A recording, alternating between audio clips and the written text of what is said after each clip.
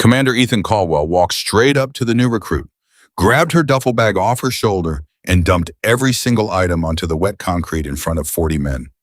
This, he said, kicking her gear across the ground, is what a mistake looks like. He didn't lower his voice. He wanted them all to hear. Somebody pulled a string to get you here, sweetheart, and I'm going to spend every day proving you don't belong. Maya Whitaker didn't flinch. She just looked at him and said 6 words that would haunt him for the rest of his life. Before we go on, if you love a story about the person nobody believed in, please subscribe to the channel and follow this all the way to the end because the ending is going to surprise you. And do me a favor, drop a comment and tell me what city you're watching from right now. I want to see how far this story travels around the world. Now let's begin. Part 1. The rookie nobody believed in. The 6 words Maya Whitaker spoke were quiet. They were not loud and they were not angry. I'm here because I earned it, sir. That was all.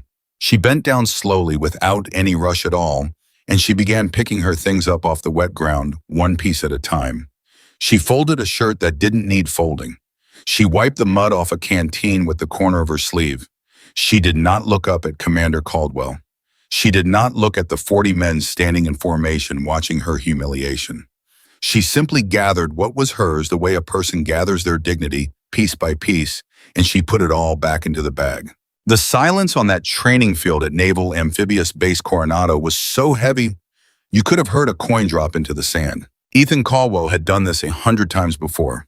He had broken bankers' sons and college wrestlers and cocky Marines who thought they already knew everything. He knew exactly how a person reacted when you stripped their pride in public. They shouted, they cried, they begged, they swung, and every single time the moment they reacted, he had them. Because a man who loses his temper on day one has already told you everything you need to know about the last day. But this woman gave him nothing. That bothered him more than any curse word could have. You earned it, Caldwell repeated, and he let out a short, ugly laugh. He turned to the men behind him. You hear that? She earned it. 26 years old, no combat deployments, no unit, came out of some civilian rescue outfit, whatever that means, and she earned a spot standing next to men who bled for that trident. Nobody in formation moved. Nobody dared. Caldwell stepped closer to Maya until he was near enough that she could feel the heat of his words. Let me tell you how this works. I don't care who sent you. I don't care whose desk you crawled off of.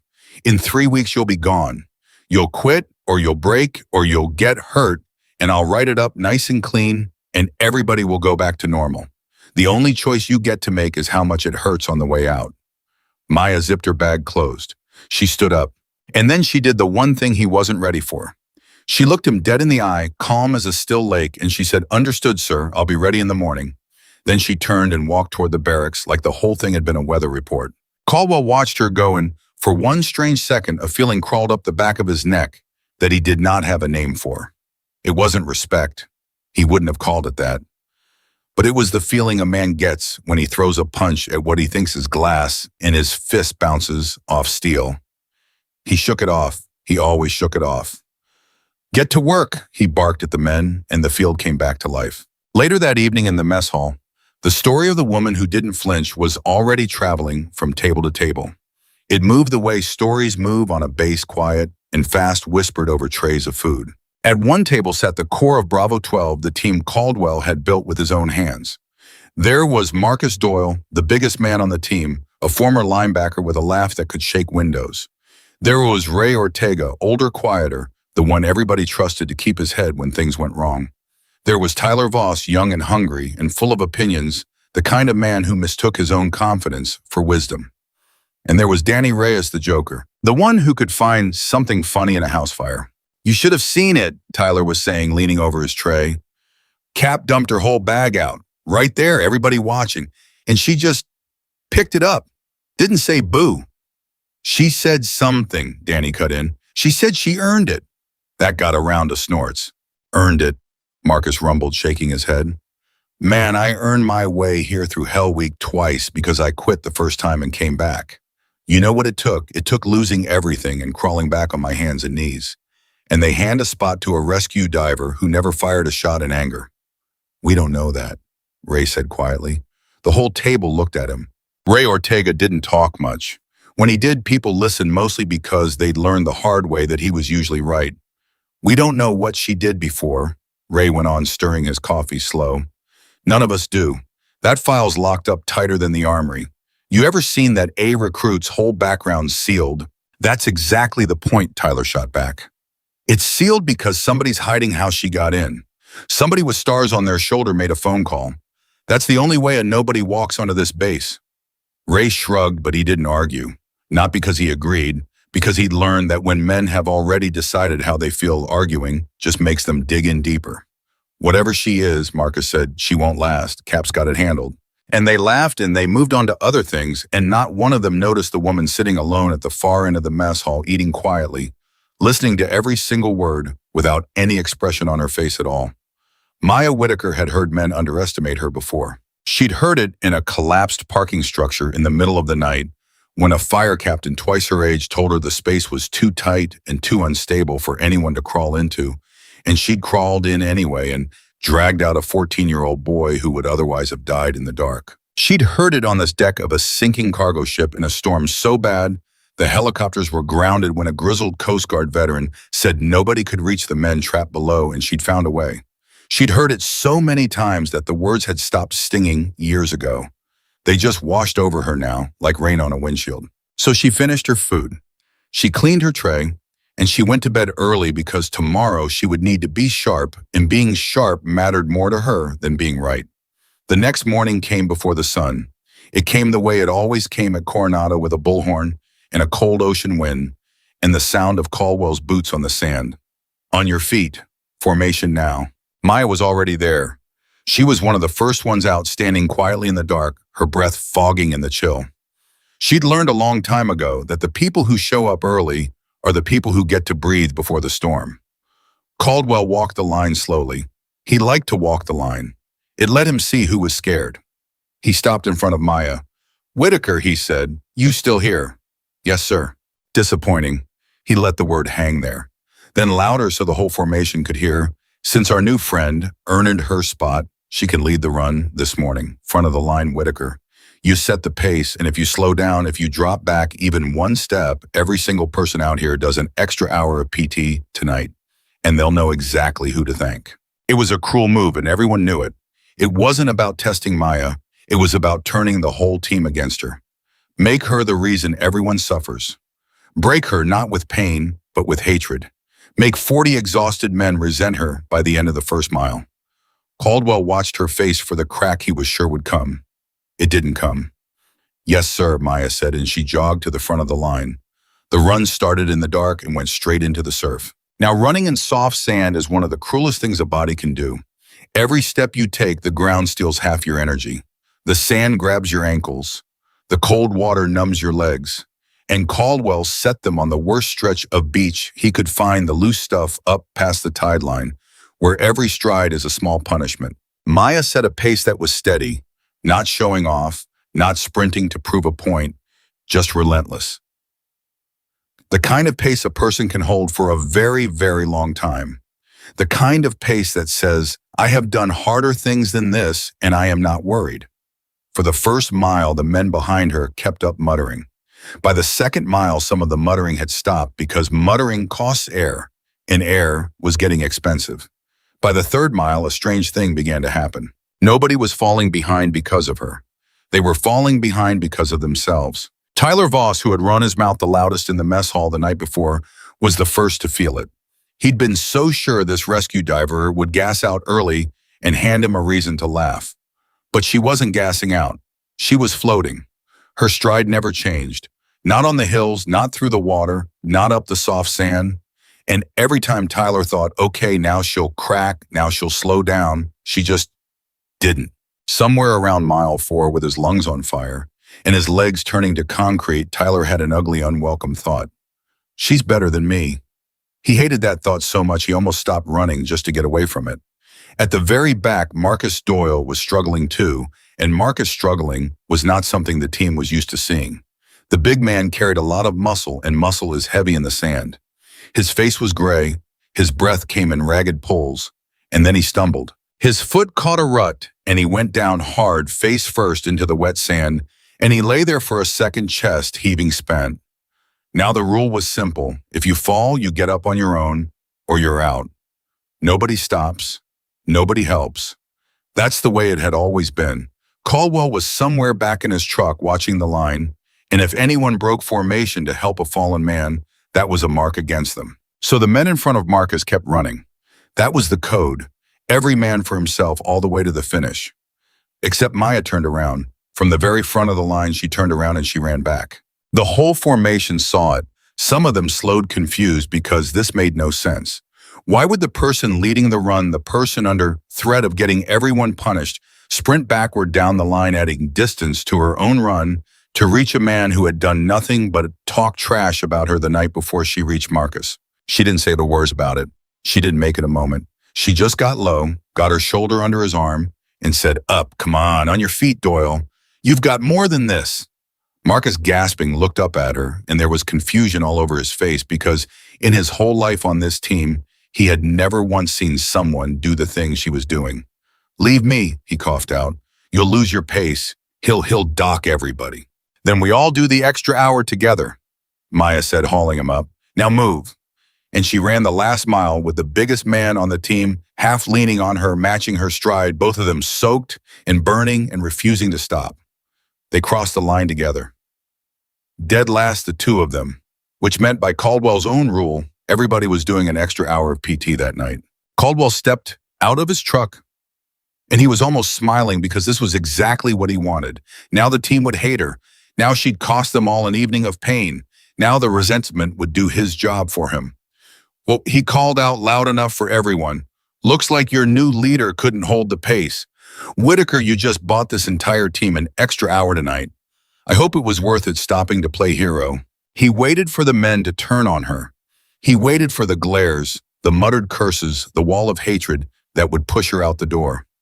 It didn't come.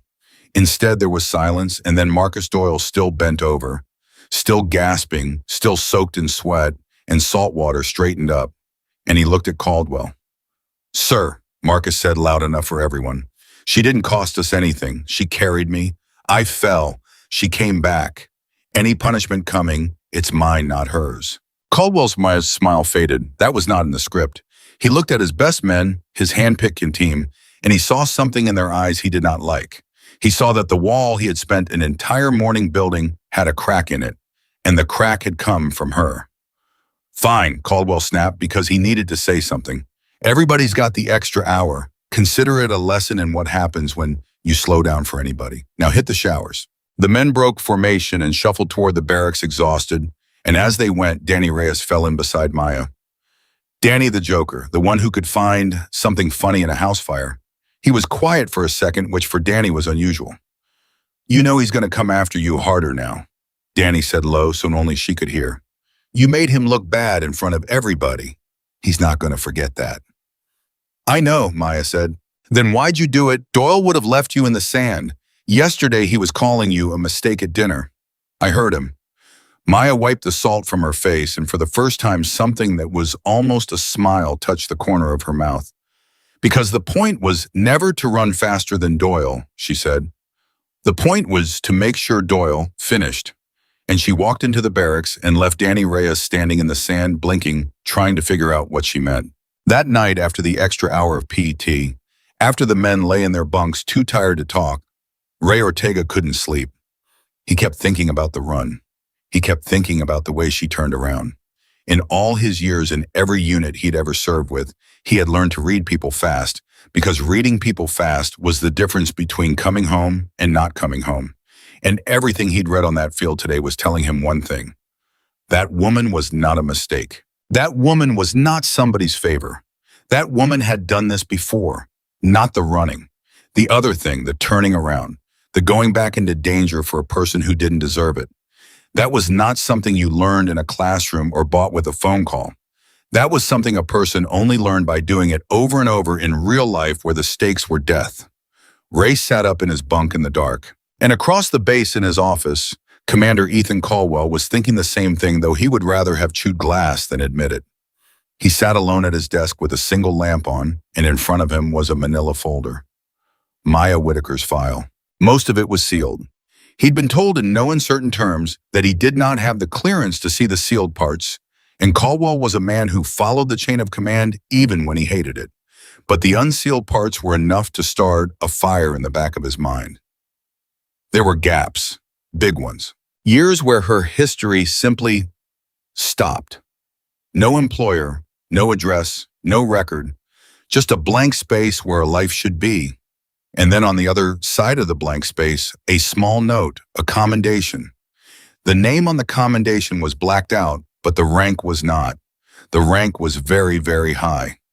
Caldwell leaned back in his chair, and for the first time since Maya Whitaker had stepped onto his base, a cold and unwelcome question crept into his mind. What if she wasn't the one being tested? He pushed the thought away. He was good at pushing thoughts away. He told himself that gaps in a file meant nothing, that commendations could be exaggerated, that a woman who could run in the sand was still a woman who had never been shot at. But the question didn't fully leave. It just went quiet and waited the way a stone waits at the bottom of a river. The next few days were worse for Maya, exactly as Danny had predicted. Caldwell came after her with everything he had. He made her do the obstacle course 3 times when others did it once. He put her on the bottom of the log during the boat drills, where the weight crushes down hardest. He assigned her the worst watch shifts, the 2 in the morning to 4 in the morning slot that wrecks your sleep and hollows out your body. And through all of it, Maya said the same thing. Yes, sir. She never complained. She never asked why. She never looked for sympathy from the other men, and she never tried to make Caldwell into a villain. She just did the work, and she did it a little bit better than she needed to, and then she went and quietly did the next thing. It was driving Caldwell out of his mind. He was used to breaking people with pressure. Pressure was his whole game. You put enough weight on a person, and eventually they show you what they're made of, and usually what they're made of is complaints and excuses and quitting. But Maya took the pressure and gave back nothing. She was like water. You could push all you wanted, and she just flowed around you and kept going. The turning point came on the 5th day. It was the freezing ocean endurance tests, the one the men called cold water conditioning, which is a polite name for lying in the frigid Pacific until your body starts to shut down. The recruits linked arms in a long line and lay back in the surf while the waves crashed over them, and the instructors timed how long they could hold before the cold beat them. This is where a lot of good people fail. Not the strong ones, not the weak ones. The cold doesn't care about your muscles. The cold gets into your bones, and it whispers to you that you'll die if you don't get out. And for a lot of people, that whisper is too loud to ignore. Maya lay in the water in the line arms, locked with the men on either side of her, and she went to the place in her mind that she went to when things got hard. It was a quiet place. She'd built it a long time ago in situations far worse than this, and she knew the way there by heart. Down the line, one of the younger recruits, a kid named Perez, started to shake. Not the normal shaking, the bad kind. The kind where the body has stopped just being cold and has started to actually fail. His lips were going blue. His eyes were rolling. He was slipping into the early stages of hypothermia, and worst of all, he'd gone quiet, which is the most dangerous sign of all, because a person in real trouble stops asking for help. The instructors were watching, but from the beach, and the waves were high, and in the churning water, it was hard to see who was struggling and who was fine. Maya saw it, though. She'd spent years learning to spot the exact moment a human body crosses from suffering into danger. It was a skill she'd paid for in blood, and she saw it now in Perez, 3 men down the line going still. She had a choice. She could stay in this line and pass her test. That was the smart move. That was the move that kept her score clean and kept Caldwell off her back. Or she could break the line, which meant failing the endurance test, which meant handing Caldwell exactly the failure he'd been hunting for since day one. She didn't hesitate. She unlocked her arms, pushed up through the surf, and got to Perez in 3 seconds. She grabbed him under the arms and hauled him up out of the water up onto the wet sand, and she got him on his side, and she started working on him fast the way a person works who has done this many, many times before. She got his airway clear. She got his blood moving. She talked to him low and steady, calling his name, keeping him with her. The instructors were running now. And on the beach, Commander Caldwell was watching the whole thing through a pair of binoculars, and his jaw was tight. By the time the instructors reached them, Perez was breathing steady, coming back, his color returning all, because a woman who was supposed to be a mistake had known exactly what to do and had done it without a second's pause. One of the instructors, a hard-faced senior chief named Boone, knelt down next to Perez and checked him over. Then he looked up at Maya, who was already stepping back, already fading into the background, the way she always did, not looking for credit. "Where'd you learn that?" Boone asked. Maya didn't answer right away. "Around," she finally said. Boone stared at her for a long second, and then he stood up and he walked over to Caldwell, and the two men had a short, quiet conversation that Maya couldn't hear. But she could see Caldwell's face, and Caldwell's face was the face of a man whose certainty had just taken a serious hit. "She broke the line," Caldwell said to Boone, though his voice didn't have the fire it usually had. "That's a fail. That's an automatic fail on the endurance test." Boone was quiet for a moment. "Sir," Boone said, "that kid Perez was about 90 seconds from a real bad day. Maybe from not going home at all. She read it before any of us did, and she moved before any of us could. I've been doing this 20 years. He paused. "I've seen combat medics who couldn't have done what she just did." Caldwell didn't say anything. "You want to fail her for it," Boone went on. "That's your call, sir. You're the commander. But I gotta tell you, if I'm ever bleeding out somewhere, that's the person I want crawling toward me." "Not away." And Boone walked off and left Caldwell standing there with his binoculars in his hand, watching Maya Whitaker help a young recruit sit up in the sand. That evening, the story of what happened in the water spread through the base even faster than the story of the run. But it spread differently this time. The first story had been told with mockery. "Did you hear the mistake made everybody run extra?" The second story was told with something else, something quieter, something that sounded almost like awe, even though nobody wanted to be the first to say it out loud. At their usual table in the mess hall, the men of Bravo 12 were unusually quiet. Tyler Voss, who had talked the biggest game, wasn't talking now. He was pushing food around his tray, and there was a look on his face that hadn't been there 5 days ago. The look of a man whose whole picture of the world had a crack running through it. "She could have passed," Tyler finally said. "She had it. She was holding fine. She could have just stayed in the line and passed the test and shut Cap up for good. And she gave it up. For Perez. Perez, man, she barely knows him." "That's what I'm telling you," Ray said. "That's what I've been telling you since the first day. You keep asking what she is. You're asking the wrong question." "So what's the right question?" Danny asked. Ray leaned back. "The right question," he said slowly, "is what did she survive that makes all this look easy to her?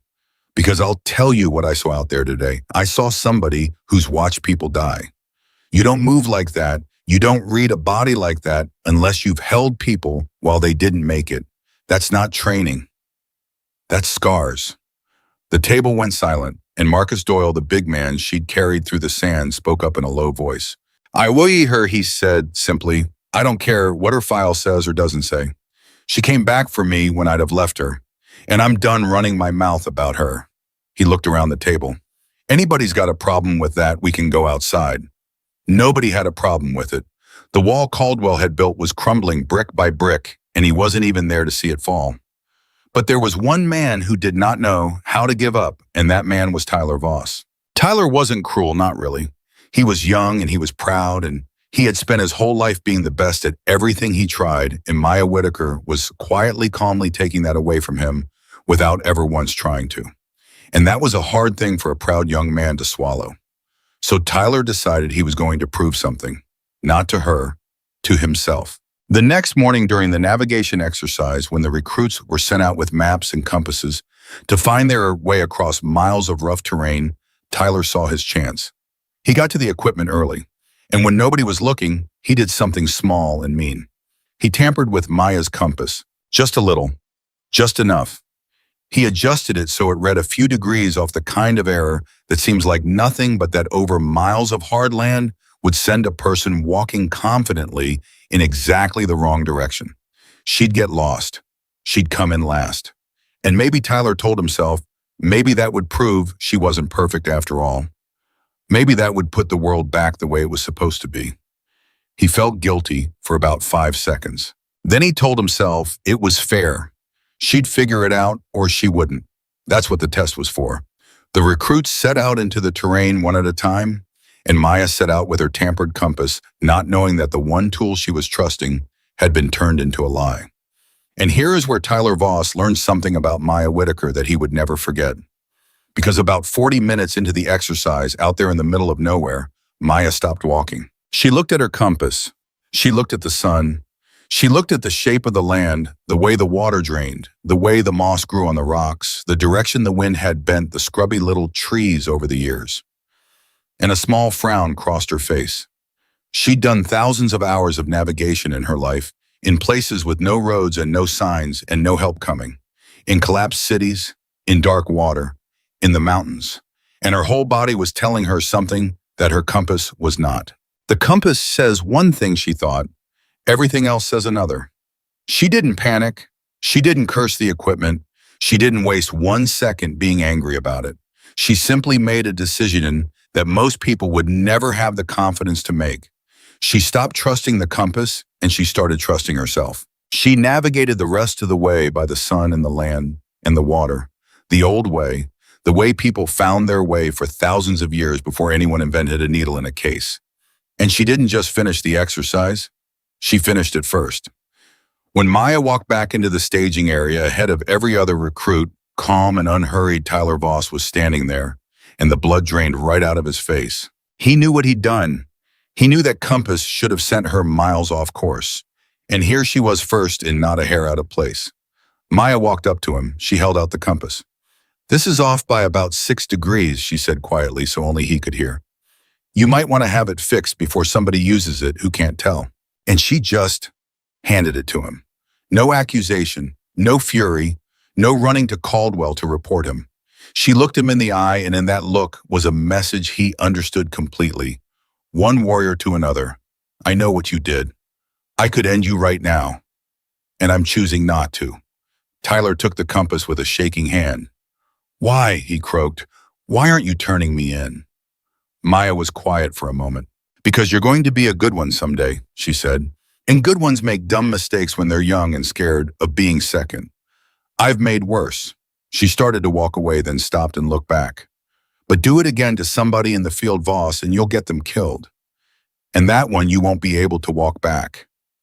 Then she was gone. And Tyler Voss stood there holding a broken compass, and something inside him broke too, in a good way, the way a wall breaks when it needs to come down. He had tried to expose her, and instead she had exposed him to himself, and then she had let him keep his dignity anyway. He never told anyone what he'd done. But from that day forward, Tyler Voss would have walked through fire for Maya Whitaker. And he never fully understood why, except that he had met for the first time in his life a person who was strong enough to be kind. That night, Commander Ethan Caldwell sat alone in his office again, with the manila folder open in front of him again. And this time he wasn't pushing the thought away. This time he was letting it in. He'd been getting reports all week. The cold water rescues, the navigation run, the way the team's attitude had shifted slow, and then all at once from mockery to something dangerously close to loyalty. He'd built Bravo 12 to be his.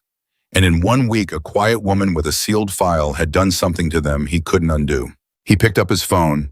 He dialed a number. He almost never dialed the number of a man several ranks above him, a man whose voice he'd only heard a handful of times in his career. The line picked up. "Caldwell," the voice said. "I was wondering when you'd call." Caldwell's throat went dry, because that told him something. It told him this man had known he would call, which meant this whole thing had been watched from higher up than he'd ever imagined. "Sir," Caldwell said carefully, "I'm calling about the recruit, Whitaker." There was a pause on the line, and then the voice said something that made the hair on the back of Caldwell's neck stand up. "No, Commander," the voice said quietly. "You're not calling about the recruit. You're calling because you're starting to suspect that the recruit isn't the one being evaluated here." A pause. "Am I right?" Caldwell didn't answer. He couldn't. Because the man was exactly right. And the fact that he was right, the fact that he had said out loud the very thought Caldwell had been trying to smother for a week, told Caldwell that he had stepped into something far, far bigger than a selection cycle. "Get some sleep, Commander," the voice said. "You're going to need it. This is only the beginning." And the line went dead. Ethan Caldwell sat in the dark for a long time, holding a phone with nobody on the other end, staring at a folder full of blanks, and feeling for the first time in a very long time like the ground under his feet was not as solid as he'd always believed. Down the hall in the barracks, Maya Whitaker slept the deep, easy sleep of a person with nothing to prove. She had no idea that the men who had tried to break her were now quietly ready to follow her. She had no idea that the commander who had humiliated her on day one was now lying awake afraid. And she had no idea that in a few short days, all of them, every last one of them, would be sent into a place called the Dead Zone, where the games would end and the truth about who Maya Whitaker really was would finally begin to come out. But that night, none of that had happened yet. That night, there was only a woman asleep in a bunk and a team learning something they had forgotten a long time ago, and a hard man in a dark office holding a silent phone, finally beginning to understand that the person everyone underestimated might be the only one in the whole place who knew exactly what she was doing. And out past the base, out past the lights and the fences, the dead zone waited in the dark, silent, patient, ready. 3 days after that silent phone call, Commander Ethan Caldwell did something he had never done in 22 years of service. He walked into the base commander's office, sat down across from a man he outranked in nothing and respected in everything, and asked to be told the truth. "I need to know what I'm dealing with," Caldwell said. "That recruit, Whitaker. Somebody up the chain is watching this. I got a phone call I didn't ask for from a man whose name I'm not allowed to say out loud. And I've got a team that used to be mine, and now they look at her like she hung the moon. I need to know what's happening on my own base." The base commander, an older man named Halverson with steady gray eyes, studied Caldwell for a long moment. "You already know what's happening, Ethan," Halverson said quietly. "You've known since the cold water test. You just don't want to say it because saying it means admitting you were wrong on day one in front of everybody, and pride is the last thing a man like you ever wants to give up." Caldwell's jaw tightened. "With respect, sir." "She's not being tested," Halverson said, cutting him off. "Not really. Oh, she has to complete the events. Sure, on paper, it all has to look normal. But nobody up top is worried about whether Maya Whitaker can pass selection. They already know she can. They've seen her do harder things than anything you can throw at her out on that beach." He leaned forward. "The question they're asking, Ethan, the question this whole cycle is really about, is whether your team is good enough to deserve her." The words hit Caldwell like a fist to the chest. He'd spent a week trying to prove Maya didn't belong. And this whole time, higher up than he could see, someone had been quietly measuring whether he and his men belonged. "Who is she?" Caldwell asked, and his voice was lower now, stripped of its usual iron. "That," Halverson said, "I can't tell you. It's above my clearance, too. But I'll tell you this much, because I think you've earned at least this. Before she ever set foot on this base, Maya Whitaker walked into places that swallow people whole, and she walked back out carrying the ones nobody else could reach. She's got a record of pulling human beings out of situations where every rule book said they were already dead." He paused. "And every single time she did it quiet, no cameras. No medals she'd let them pin on her in public. She'd rather be underestimated. It's safer that way in her line of work. So when a loud man in a truck dumps her bag out and calls her a mistake, she doesn't correct him. She just files it away. Because she's been underestimated by better men than you, Ethan, and every one of them ended up owing her their life." Caldwell sat there for a long time after that. When he finally left the office, he was a different man than the one who'd walked in, though it would be a while yet before anyone, including himself, fully understood how much. Out on the training field, the tests kept coming because they had to, but something had changed in the way Caldwell ran them. He was still hard. He was still demanding. But the cruelty had gone out of it. He stopped singling Maya out. He stopped setting traps. And the men noticed because men in a unit notice everything the way a family notices when one person at the table goes quiet. Ray Ortega noticed first the way he noticed most things. "Cap's easing up on her," Ray said one evening low to Marcus and Danny. "You've seen it 3 days now. No more bottom of the log, no more 2 a.m. watch every night. Something changed." "Maybe he finally figured out what the rest of us figured out," Marcus said. "Maybe," Ray said, but there was a thoughtful look on his face. "Or maybe somebody told him something. You don't turn a man like Caldwell around with a good run in the sand. Somebody put a scare in him, and whatever it was big." They didn't know how right Ray was.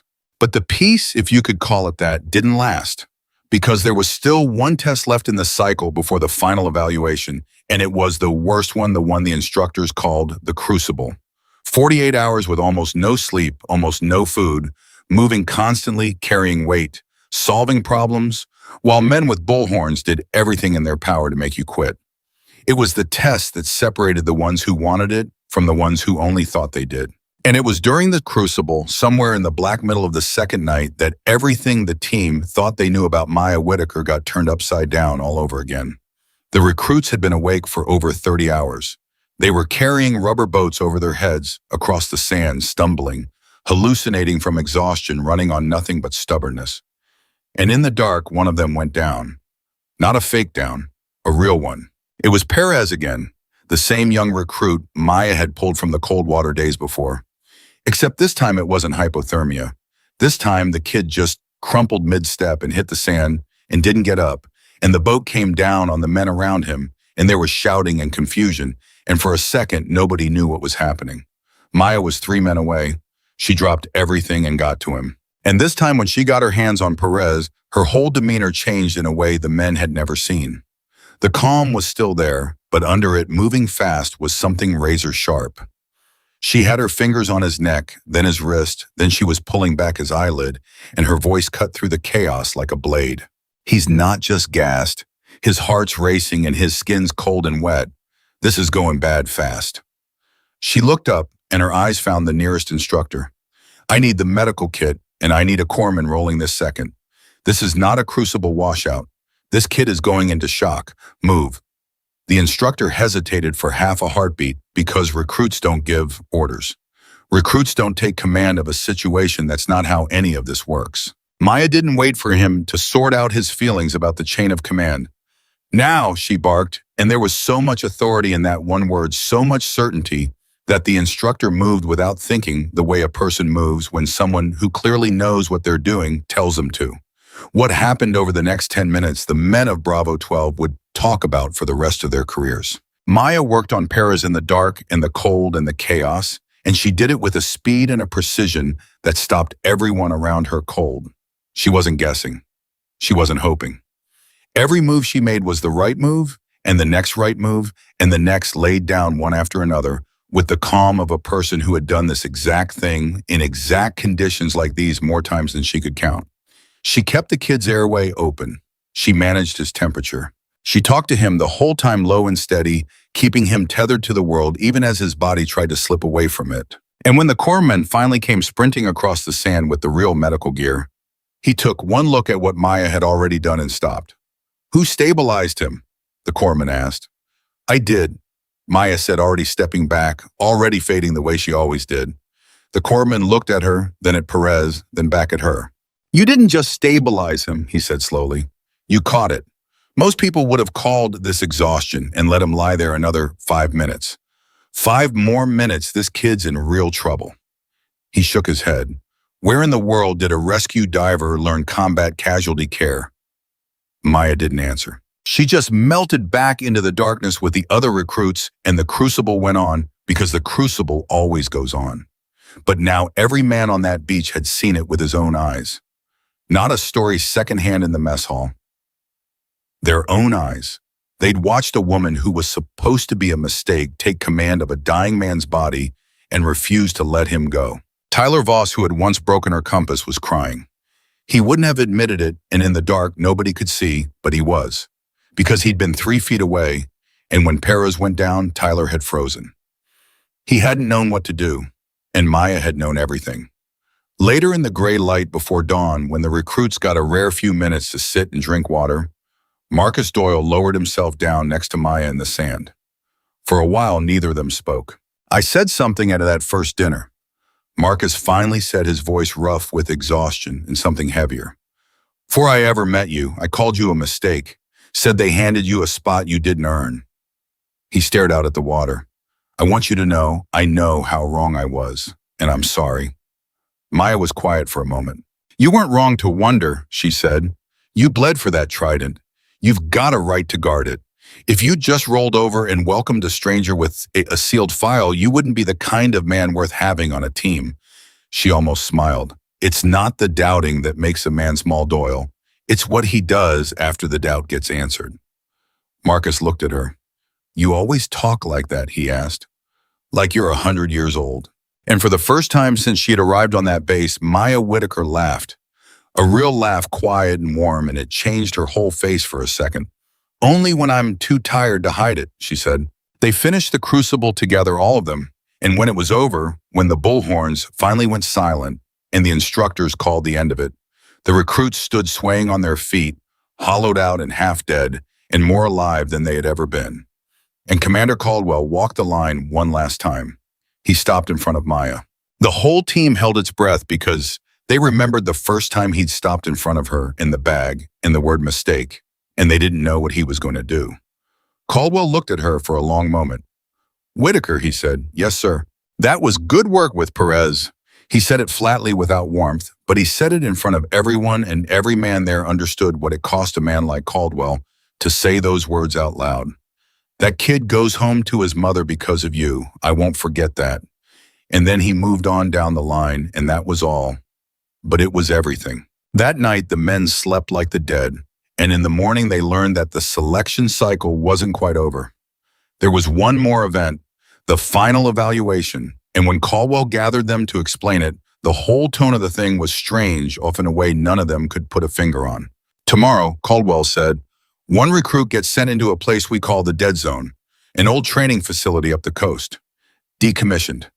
It's the hardest survival course on the West Coast, and it's designed to test one thing above all others: whether a person can keep their head alone with no help coming when everything around them is trying to break them." He paused, and there was something in his face the men had never seen before: reluctance. "The recruit going in is Whitaker." A murmur went through the group. "She goes in alone," Caldwell continued. "We monitor from a control room. We do not intervene. She has a set amount of time to make it through, and if she does, she earns her place. If she doesn't—" He didn't finish the sentence, but it was the way he said it that stuck with them. Because Commander Caldwell, the hardest man any of them had ever served under, did not look like a man sending a recruit off to a routine test.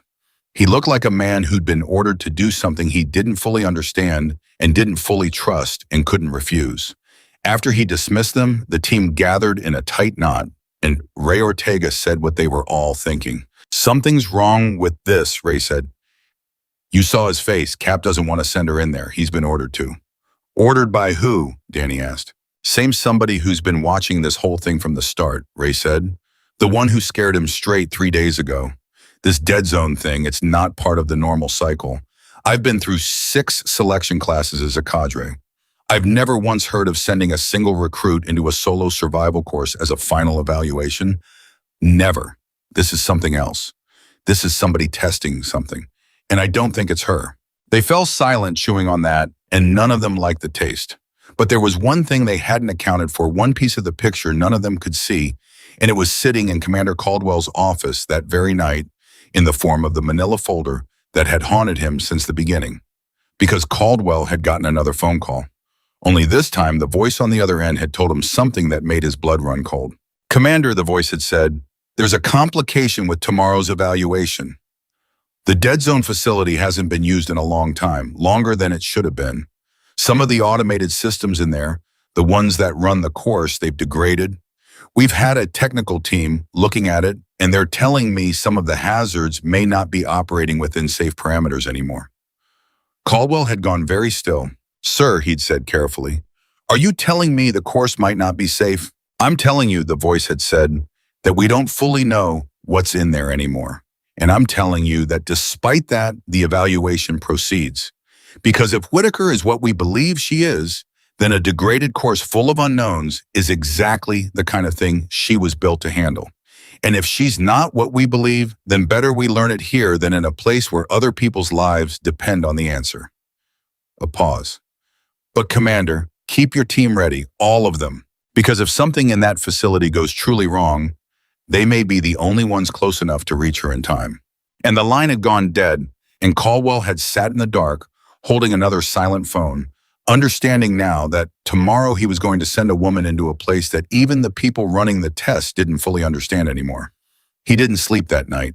Neither, as it turned out, did Ray Ortega, who lay in his bunk with a bad feeling growing in his gut like a stone. And neither did Tyler Voss, who lay awake thinking about a broken compass and a woman who'd handed it back to him instead of ending his career, and who had made a private promise to himself that if anything ever happened to Maya Whitaker while he stood by, he would never forgive himself as long as he lived. The only person on the whole base who slept soundly that night was Maya herself, because Maya had made peace with places like the dead zone a long, long time ago. In the morning, they drove her up the coast in a plain van, and the team followed in a second vehicle, and Caldwell rode in the front seat of the lead car, saying nothing at all. The facility, when they reached it, was a grim collection of old buildings and towers behind a chain-link fence, the kind of place the government builds and then forgets about, and even in daylight it had a heaviness to it, a stillness, like a held breath. They gathered outside a heavy steel door. Caldwell turned to Maya. For a moment he seemed to be searching for something to say. He was not a man who was good at these moments. He'd spent his whole life keeping people at arm's length, breaking them down instead of building them up, and now standing in front of a recruit he'd tried so hard to destroy, he found he didn't have the words. "Whitaker," he finally said. "Sir." "I don't know exactly what's in there," Caldwell said, and it clearly cost him to admit it. "The people who set this up, they tell me some of the systems are old, unpredictable. It might not run the way it's supposed to." He paused. "I'm telling you that because you deserve to know it. I'm not sending you in there blind if I can help it." Maya studied him for a moment, and something in her expression softened just slightly, because she understood what it meant for this particular man to say those particular words. "Thank you, sir," she said. "That's more than most people would have given me." And then she said something that stopped Caldwell in his tracks. "For what it's worth, Commander," Maya said quietly, "you weren't wrong to be careful with me. A team that lets just anybody in isn't a team worth dying for. You guard this thing like it matters because it does. I'd rather be doubted by men who care about the standard than trusted by men who don't." She glanced at the steel door. "The doubting never bothered me. I've had worse welcomes than a duffel bag in the mud." Caldwell didn't know what to say to that, so he just nodded once and stepped back. Maya turned to the team, to Marcus, who owed her, to Tyler, who'd broken her compass and been forgiven, to Danny, the joker gone quiet, to Ray, who'd read her right from the first day. She looked at each of them, and for a second it seemed like she might say something. But she didn't. She just gave them a small nod and turned and stepped through the steel door into the dead zone. And the door closed behind her with a sound like a coffin lid. For a long moment, nobody moved. Then they filed into the control room, a dim space full of old monitors and dust where a couple of technicians were fussing over equipment that clearly hadn't been properly maintained in years. Half the cameras were dead. The ones that worked showed grainy, flickering images of corridors and rooms and towers, the guts of the facility, a maze of old horrors.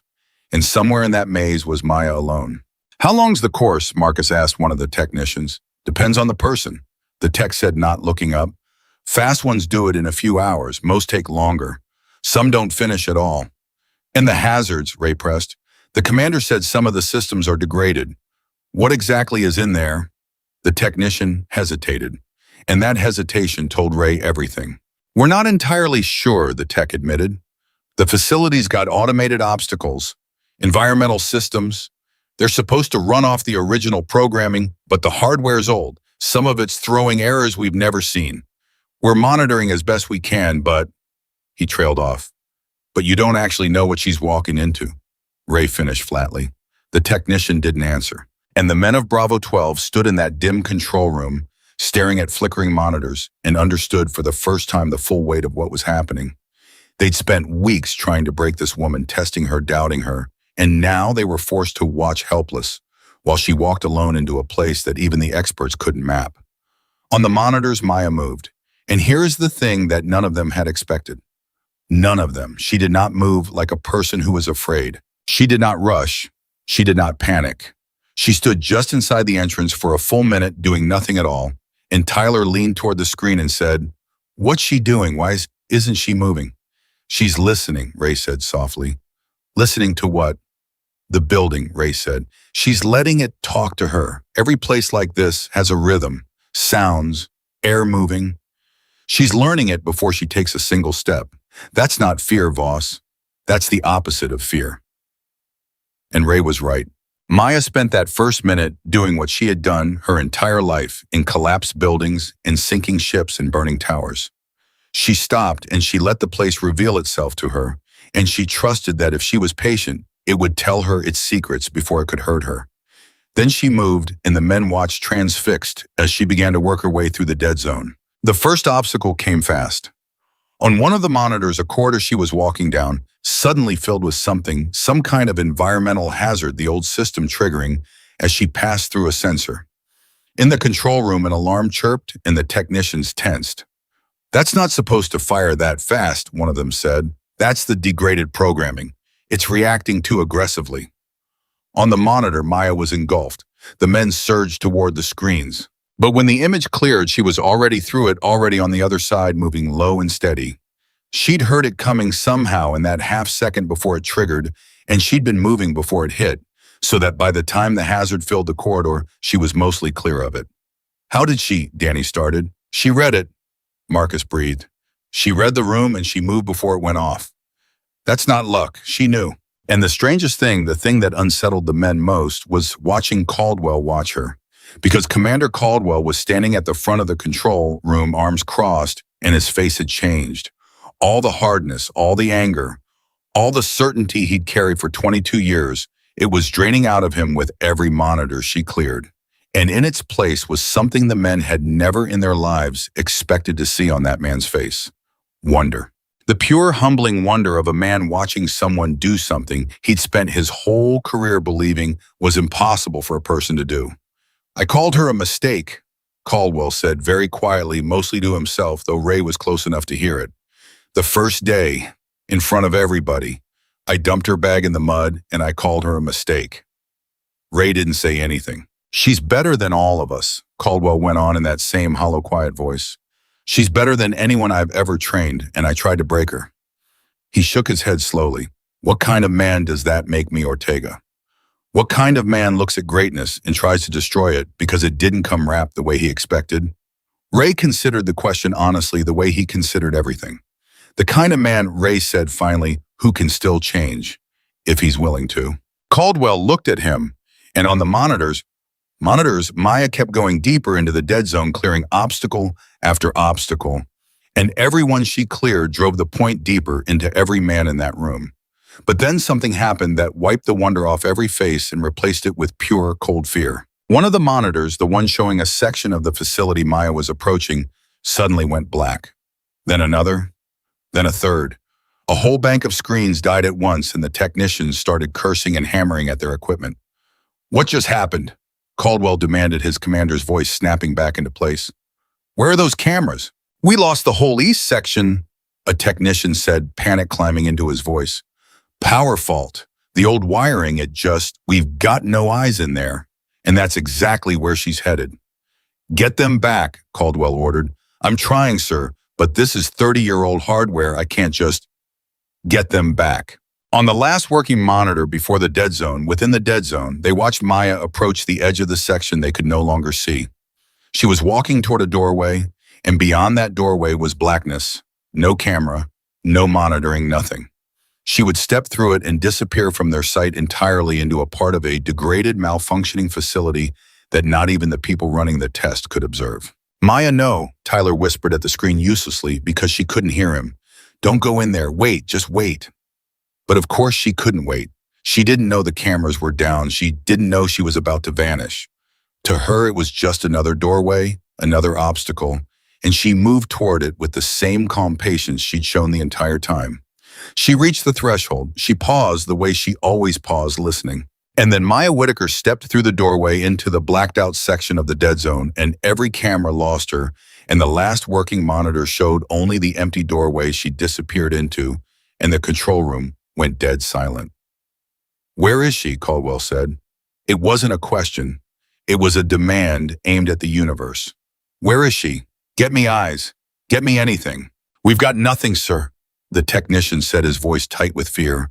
"The whole east wing is dark. We can't see her. We can't hear her. We've got no telemetry, no comms. She's completely on her own in there. And with the systems degrading the way they are..." He swallowed. "Sir, if a hazard fires wrong in there, if something goes really wrong, we won't even know until she either walks out the other side or..." He didn't finish. He didn't have to. The men of Bravo 12 stood in that dim control room, staring at a black monitor in an empty doorway, And every single one of them felt the exact thing Maya Whitaker had felt on her very first day when a hard man dumped her bag in the mud and called her a mistake in front of the world.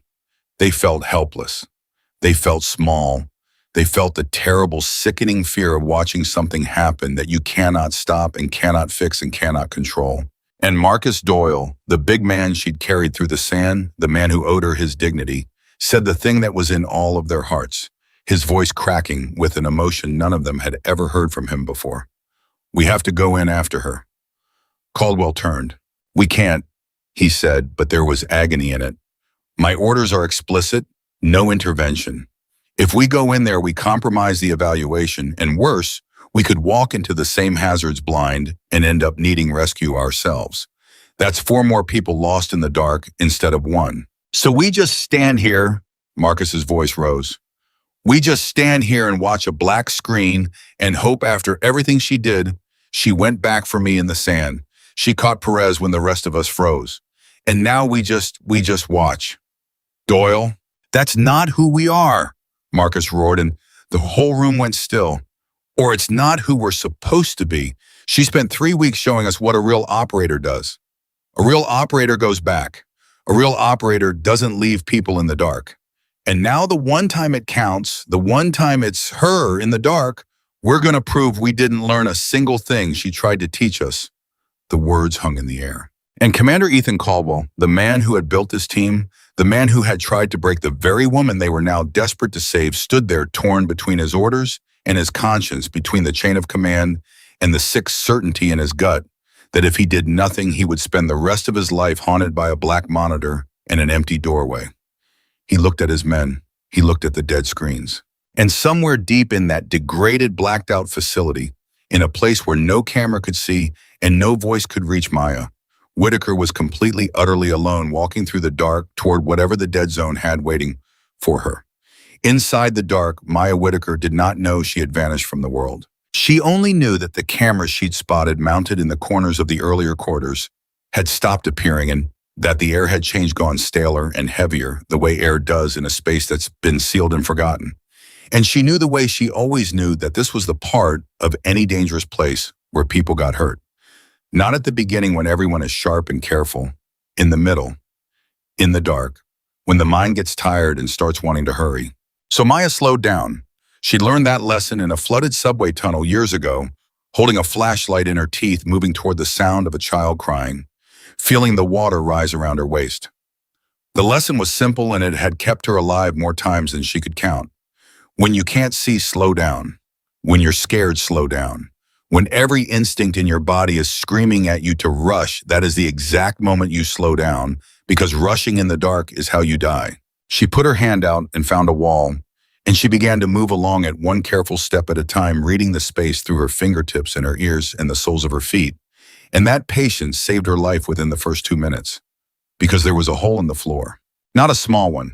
A gap where the old flooring had collapsed or been designed to give way, a black drop into who knew what, and a person moving fast in the dark would have walked right into it and been gone. But Maya wasn't moving fast. Her lead foot came down and felt the edge, felt the floor simply stop existing, and she froze, weight back, and crouched down and reached out into the emptiness with her hand and found nothing but air. She knelt there for a moment at the edge of the pit. If I'd been running, she thought I'd be at the bottom of that right now with a broken leg and no one coming. Then she felt her way carefully around the edge of the gap, hugging the wall, testing every inch of floor before she trusted it with her weight, and she made it past. Back in the control room, the men had no idea any of this was happening. They only had the black monitors in the empty doorway and the sick, helpless, waiting. "How long's she been dark?" Marcus asked for the 3rd time. 6 minutes, Danny said, staring at a dead watch face like it might change something. 6 minutes. 6 minutes doesn't sound like a long time. But when you're standing in a dim room, watching a black screen, unable to see or hear or help someone, you've come to care about 6 minutes as an eternity. 6 minutes is long enough to imagine 1,000 terrible things. "We should be in there," Marcus said again. And Caldwell didn't answer, because Caldwell was fighting the same war inside himself and losing a little more with every passing second. Ray Ortega hadn't said much. He was standing very close to the last working monitor, the one showing the empty doorway, and he was thinking hard the way he did. And finally he spoke. "She's fine," Ray said. The others looked at him. "You don't know that," Tyler said, his voice tight. "You can't know that. We can't see her." "I know that," Ray said, "because I've been watching her for 3 weeks, and I figured something out about Maya Whitaker that I think the rest of you are still missing." He turned to face them. "The dark isn't her enemy. The dark is where she's best. Think about it. The cold water, she was calm. The navigation, she threw away the compass and trusted herself.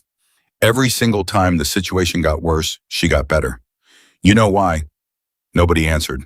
"Because wherever she came from, whatever those blacked out years in her file were, Ray said she spent them in the dark, in the bad places, in the situations where everything's gone wrong and there's no help coming and it's just you and your training and your nerve. That's her home. That's where she lives." He looked back at the empty doorway on the monitor. "We're standing here scared for her. But I promise you, she's not scared. She's exactly where she knows how to be." And deep in the dead zone in the pitch black, Ray Ortega was proven right. Because Maya had found something. Feeling her way along the wall past the pit, she'd come to a heavy door, and behind that door faintly she could hear something, a mechanical sound, a cycling, grinding rhythm, old machinery running on its own with no one to tell it to stop. And she understood with the clarity that came to her in these moments that this was one of the facility's automated hazards still running after all these years. Degraded and dangerous and utterly indifferent to whether a human being lived or died in front of it. A person in a hurry would have opened that door and walked into whatever was cycling on the other side. Maya put her ear to the door and listened. She listened for a long time, long enough to learn the rhythm of the thing, the pattern of it, the pauses. She counted. She waited. She let the machine teach her its own timing, the way she'd once let a collapsing building teach her when the next section would fall, so she'd know exactly when to move and when to hold.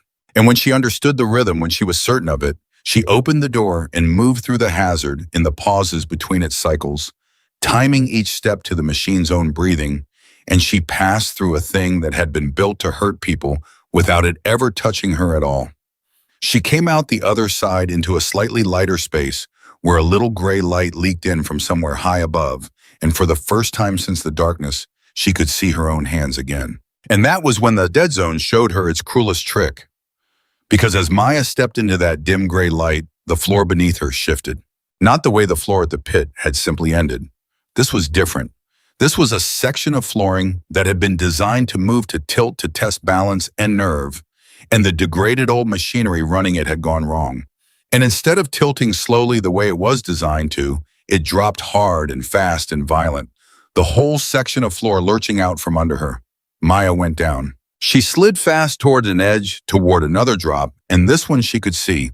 And it was a long way down onto old concrete, the kind of fall that ends a person, and there was nothing to grab the walls smooth and the floor pitching under her like the deck of a ship in a storm. Anyone else would have died in that moment. Anyone else would have grabbed uselessly at the smooth walls, or frozen, or screamed and slid off the edge into the drop. But Maya Whitaker had spent her entire adult life falling and not dying. In the half second she had her body did what it had been trained by 100 real disasters to do. She didn't fight the slide. She went with it, turning her body, and at the last possible instant, as she reached the edge, she threw out one arm and caught the lip of it, the ragged edge of the broken floor, and her whole weight came down on 4 fingers, and she hung there in the gray light over a drop that would have killed her, holding on by a hand's width of old concrete. Her shoulders screamed, her fingers burned, and Maya did not panic. She hung there breathing, feeling the pain, letting it be there, without letting it own her, and she looked down at the drop below her feet, and she looked up at the edge she was holding, and she made a plan calmly, the way she'd made plans, hanging off the sides of buildings and ships and cliffs before. Then with a strength that came from somewhere most people never have to find, she began to pull herself up. Back in the control room, they still couldn't see any of it. They only had the black monitors. But something had changed among the technicians, a flurry of activity, and Caldwell was on them instantly. "What? What is it? Talk to me." "We got a telemetry spike, sir," a technician said, hands flying over the console. One of the sensors in the east wing kicked back online for a second. "There's a floor system in there, an old tilt mechanism, and it just registered a full failure cycle. Hard drop. Not the slow tilt it's supposed to do. It dropped." The blood drained out of Caldwell's face. Dropped, he repeated, with her on it. We don't know, sir. We can't see. But if she was on that section when it failed, that's it, Marcus said, and he was already moving toward the door. That's it. I'm done. I'm not standing here while she falls to her death in the dark. Orders or no orders? Doyle, stand down, Caldwell barked. Court-martial me, Marcus shouted back, wheeling around. Court-martial me, I don't care. You think I care about my career more than her life after what she did? She carried me, Cap. She carried me a mile through the sand when everyone else ran past. I'm not leaving her in the dark. I'm not. And for one terrible moment, the whole control room hung on the edge of chaos. Marcus at the door. Caldwell caught between his oath and his heart, the men frozen, the technicians white-faced. And then Ray Ortega's voice cut through all of it, low and steady and certain. Look! Everyone turned. On the last working monitor in the empty doorway they'd been staring at for what felt like a lifetime, something moved. A shape. A figure emerging from the darkness of the blacked-out section, walking back into the range of the one camera that still worked. It was Maya. She was walking, on her own, upright. Her shoulder was held a little stiff, and there was dust and grime all over her, and even on the grainy old monitor, they could see she'd been through something. But she was walking out of the dark back into the light alive. The control room erupted. Marcus let out a sound that was half a laugh and half a scream and sagged against the doorframe. Tyler had both hands pressed over his mouth. Danny was saying yes, yes, yes under his breath like a prayer. And Caldwell hard-controlled. Commander Caldwell closed his eyes for a long moment and let out a breath he seemed to have been holding for 10 minutes. But Ray Ortega didn't celebrate. Ray was watching the monitor closely and his brow was furrowed, and he said, "Something's wrong." "What are you talking about?" Danny said. "She's alive. She's up. She made it through the dark part." "Look at how she's holding that shoulder," Ray said. "And look where she's standing. She stopped. She's not moving forward. She's just standing there in the doorway looking at something ahead of her." He leaned closer to the screen. "The course isn't over. There's more ahead of her. And whatever it is, she stopped to study it, which means it's bad." They all leaned in, and Ray was right. Maya stood in the doorway on the monitor, and she was looking ahead at the final section of the dead zone, the last obstacle between her and the exit. And even on the grainy old camera, they could see her doing the thing she always did. Standing still, listening, reading, learning the shape of the danger before she stepped into it. "What's ahead of her?" Caldwell demanded of the technicians. "That section. Can you see it? What's the last obstacle?" A technician pulled up an old schematic, faded and half-corrupted, and studied it. "It's the final gauntlet, sir," he said slowly. "The exit sequence. It's supposed to be the hardest part of the whole course. Multiple hazards all running at once, timed to overlap. You're supposed to move through it fast, reading all of them at the same time, finding the one path through where all the timing lines up." He looked up, and his face was grim. "And sir, with the systems degraded the way they are, the timing won't be right. The hazards will be firing wrong, overlapping in ways they're not supposed to. There might not even be a clean path through anymore.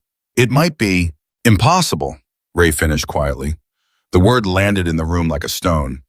On the monitor, Maya stood at the entrance to a final gauntlet that might have no safe path through it alone, injured with no help coming, and the men who had spent 3 weeks trying to break her now stood helpless behind dead screens, watching, praying, unable to do a single thing but wait. And then Maya moved. She stepped forward out of the doorway toward the gauntlet, and the last camera lost her again as she passed out of its narrow view into the final stretch of the dead zone. "No," Tyler breathed. "No, we lost her again. We can't see. Get her back. Get the camera back." "There's no camera in there," the technician said. "That section never had working cameras even before the power fault. She's dark again. We won't see her until she reaches the exit." "If she reaches the exit," Danny said quietly, and immediately looked like he wished he hadn't. Nobody answered him because there was nothing to say. They stood in the dim control room, all of them, and they watched a monitor showing an empty doorway, and beyond that doorway, out of sight, Maya Whitaker walked alone into a gauntlet of malfunctioning hazards that might have no way through, and there was not one single thing any of them could do about it. Time stretched. A minute passed, then 2, then 3. "How long does the gauntlet take?" Marcus asked, his voice hoarse. For a normal run, a couple minutes if you're fast and you read it right, the technician said. But like this degraded no clean path, I don't know. I don't know how long or if he trailed off. 4 minutes. 5. And with every minute that passed, the fear in the room grew heavier because 5 minutes in a 2-minute gauntlet meant something had gone wrong, meant she was pinned down somewhere in there, meant the hazards were firing wrong, and she couldn't find a path, and she was stuck alone in the dark waiting for a gap that might never come. Caldwell couldn't take it anymore. That's enough, he said, and his voice had changed. The commander was gone. In his place was just a man. That's enough. I don't care about the orders. I don't care about the evaluation. I'm not going to stand here and let her die in there because I was too much of a coward to break a rule. He turned to his team. Doyle, Ortega, Voss, Reyes, we're going in. We find her, we get her out, and whatever comes down on us afterward, it comes down on me. Move. And for the first time since the dead zone had swallowed Maya Whitaker, the men of Bravo 12 moved as one toward the door, toward the dark, toward their teammate ready to walk into the unknown to bring her home. But they never got the chance, because at that exact moment, a sound cut through the control room. A heavy grinding mechanical sound, the sound of the steel exit door of the dead zone, the final door, the one on the far side of the whole course beginning to open. Everyone froze. Every head turned toward the one monitor that showed the exit. A camera pointed at the outside of that final steel door, and they watched hearts in their throats as the ancient mechanism ground and shuddered, and the great door slowly began to rise. Is that? Tyler couldn't finish. The exit, the technician whispered. The exit door only opens when someone completes the course. It only opens from the inside, from the control panel at the very end.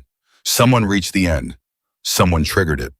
The door rose higher, and in the widening gap beneath it, in the gray outside light, a figure appeared. Maya Whitaker walked out of the dead zone. She walked out slowly, and she walked out alone, and she walked out on her own 2 feet. Her shoulder was held stiff. She was covered head to toe in dust and grime. There was a thin line of blood dried along one temple. She looked like someone who had been to the edge of something terrible and come back. But she was calm. She had the same calm expression she'd worn walking in. The same calm she'd worn when Caldwell dumped her bag in the mud on the first day. The same calm she'd worn in the cold water and on the navigation run and kneeling over Perez in the dark. She walked out of the most dangerous survival course on the West Coast, out of a gauntlet of malfunctioning hazards that might have had no safe path through it, and she looked like a person coming back from a long, hard walk. No panic, no celebration, no triumph. Just calm breathing and steady steps and eyes that had seen far worse than this and would see worse again. The control room emptied in a stampede. The men of Bravo 12 poured out of that dim room and out into the gray light, and they reached her as she cleared the door. And for a moment, nobody knew what to do because how do you greet someone who's just walked out of a place you were certain had killed her? It was Marcus who reached her first. The big man stopped in front of her, and his face was working with emotion, and he opened his mouth and closed it, and finally he just said thickly, "We thought we lost you. The cameras went dark. We couldn't see. We thought," his voice broke, "we were coming in after you. All of us, we were about to come in." Maya looked at him, and something in her expression softened. "I know you were," she said quietly. "I could tell 3 weeks ago that you were the kind of men who'd come. That's why I stayed." She looked around at all of them, at Marcus and Ray and Tyler and Danny, at their frightened, relieved, wondering faces. A team that would leave someone in the dark isn't worth much, but a team that would break every rule to go back for a person they barely know. She almost smiled. That's the only kind of team worth having. Tyler pushed forward, and there were tears standing in his eyes, and he said, How did you do it, the gauntlet? They said the timing was all wrong. They said there might not even be a path through. How did you get through it?" Maya was quiet for a moment. "There was a path," she said simply. "There's always a path. You just have to stop panicking long enough to see it." She glanced back at the dark doorways she'd come out of. The machines were firing wrong, that's true. Overlapping. No clean way through if you tried to move fast. So I didn't move fast. I stood there and I watched it and I let it run through its whole cycle 3 times until I understood it. And then in one place for about 2 seconds, everything lined up. All the hazards firing in a way that left one narrow gap. And I took it. You waited, Ray said, understanding dawning on his face. Everyone else would have tried to force their way through fast and gotten caught. You waited for the machine to show you the way. The environment always shows you the way. Maya said, if you're patient enough to let it, fighting it is how you die. Studying it is how you live. That's the whole secret. That's the only secret. She looked at them and her voice was gentle. It was never about being stronger than the dead zone. You can't be stronger than a place like that. It'll always be bigger than you. It was about being humble enough to learn from it. And Commander Ethan Caldwell, who had come out of the control room last, who had stood at the back watching his men surround the woman he'd tried to destroy, finally stepped forward. The men made way for him. He stood in front of Maya, and for a long moment the two of them just looked at each other. The hard commander and the quiet recruit and everything that had passed between them hung in the air. The duffel bag in the mud, the word mistake, the impossible run, the cold water, the navigation. 3 weeks of him trying to break her and her refusing to break, and now this. Whitaker, Caldwell said, and his voice was not steady. Sir, I owe you an apology, Caldwell said. Not the small kind, the real kind. He swallowed. On your first day, I dumped your gear in the mud, and I called you a mistake in front of 40 men. I spent 3 weeks trying to prove you didn't belong. And every single day you proved me wrong, and every single day, instead of admitting it, I dug in harder. He shook his head slowly.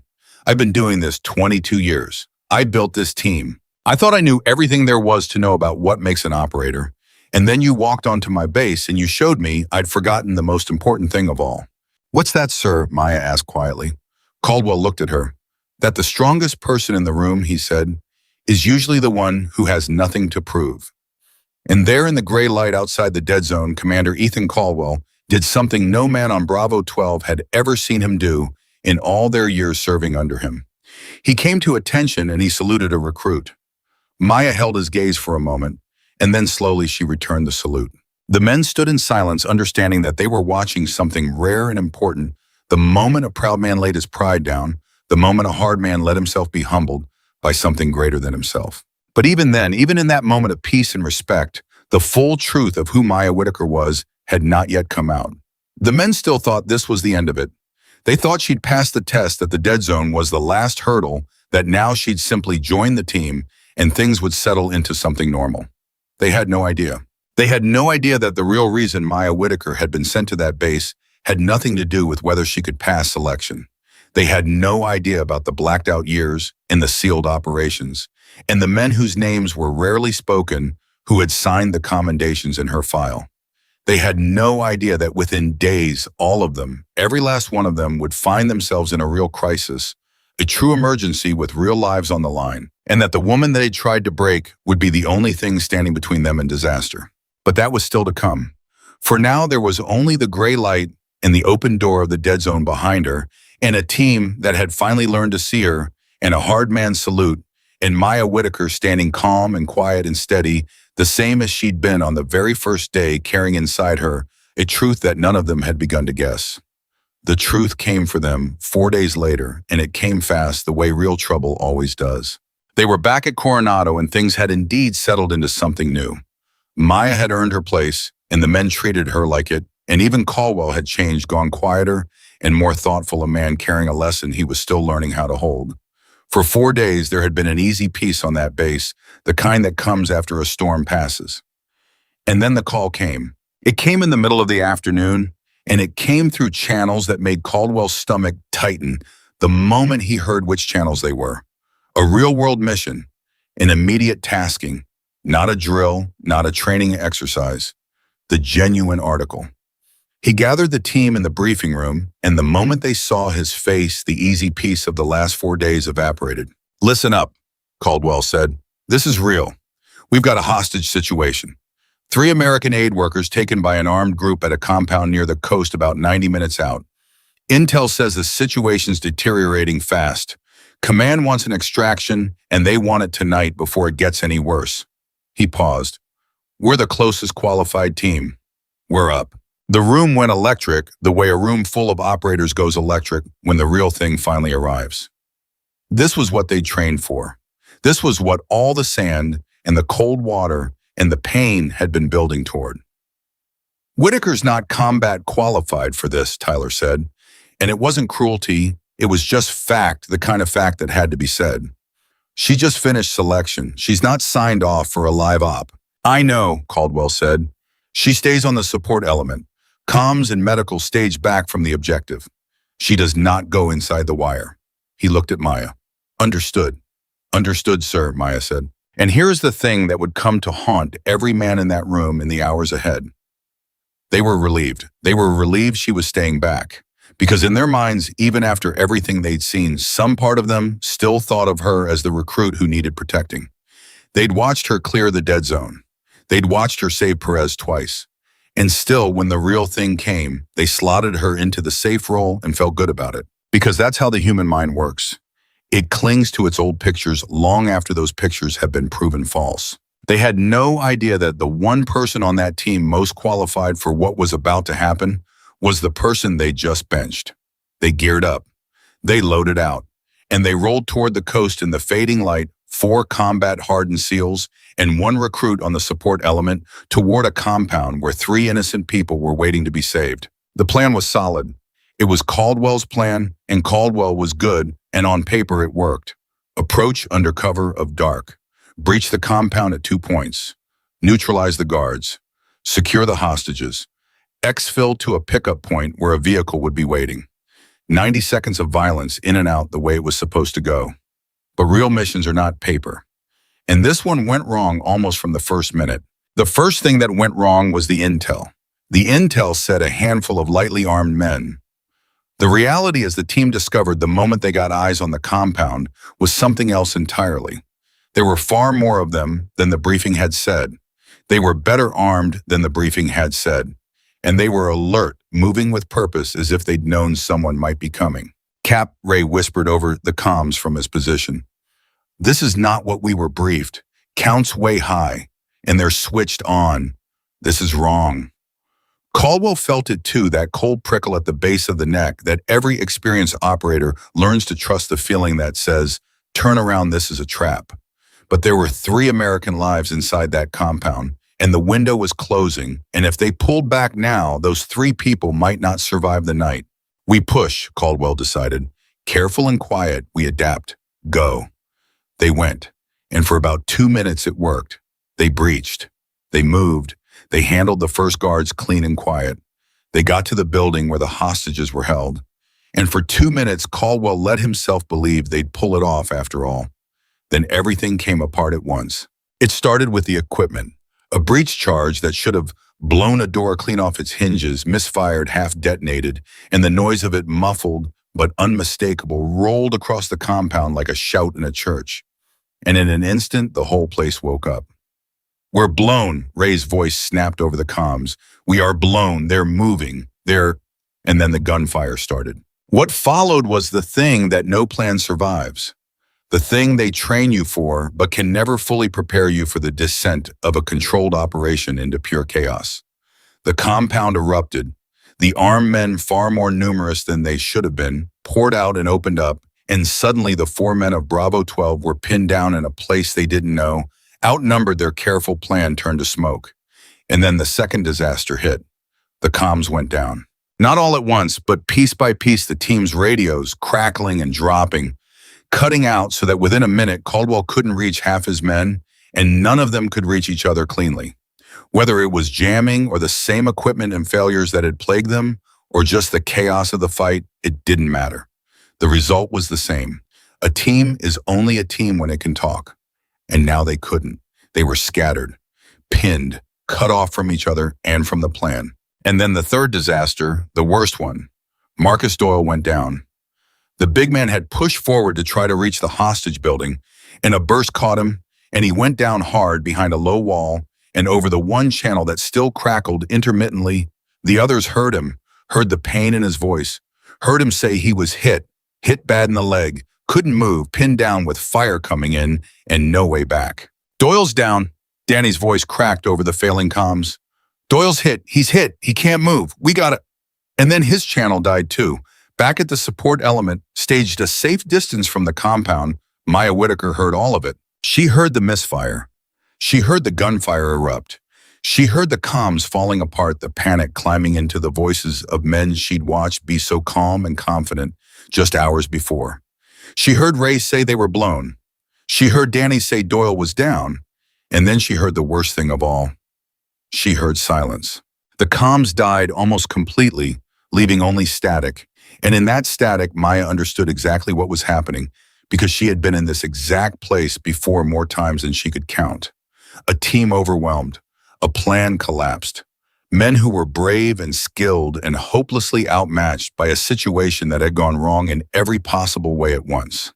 Chaos, fear, uncertainty.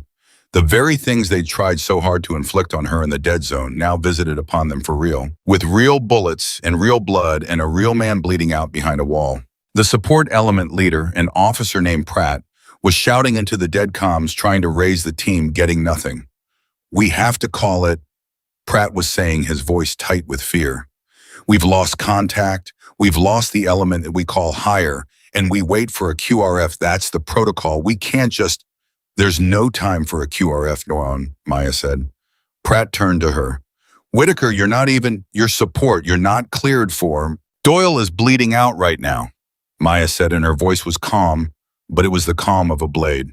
"You heard him. Leg wound, pin, can't move. If that's the femoral, he's got minutes. Not the 20 or 30 it takes for a quick reaction force to spin up and get here. Minutes.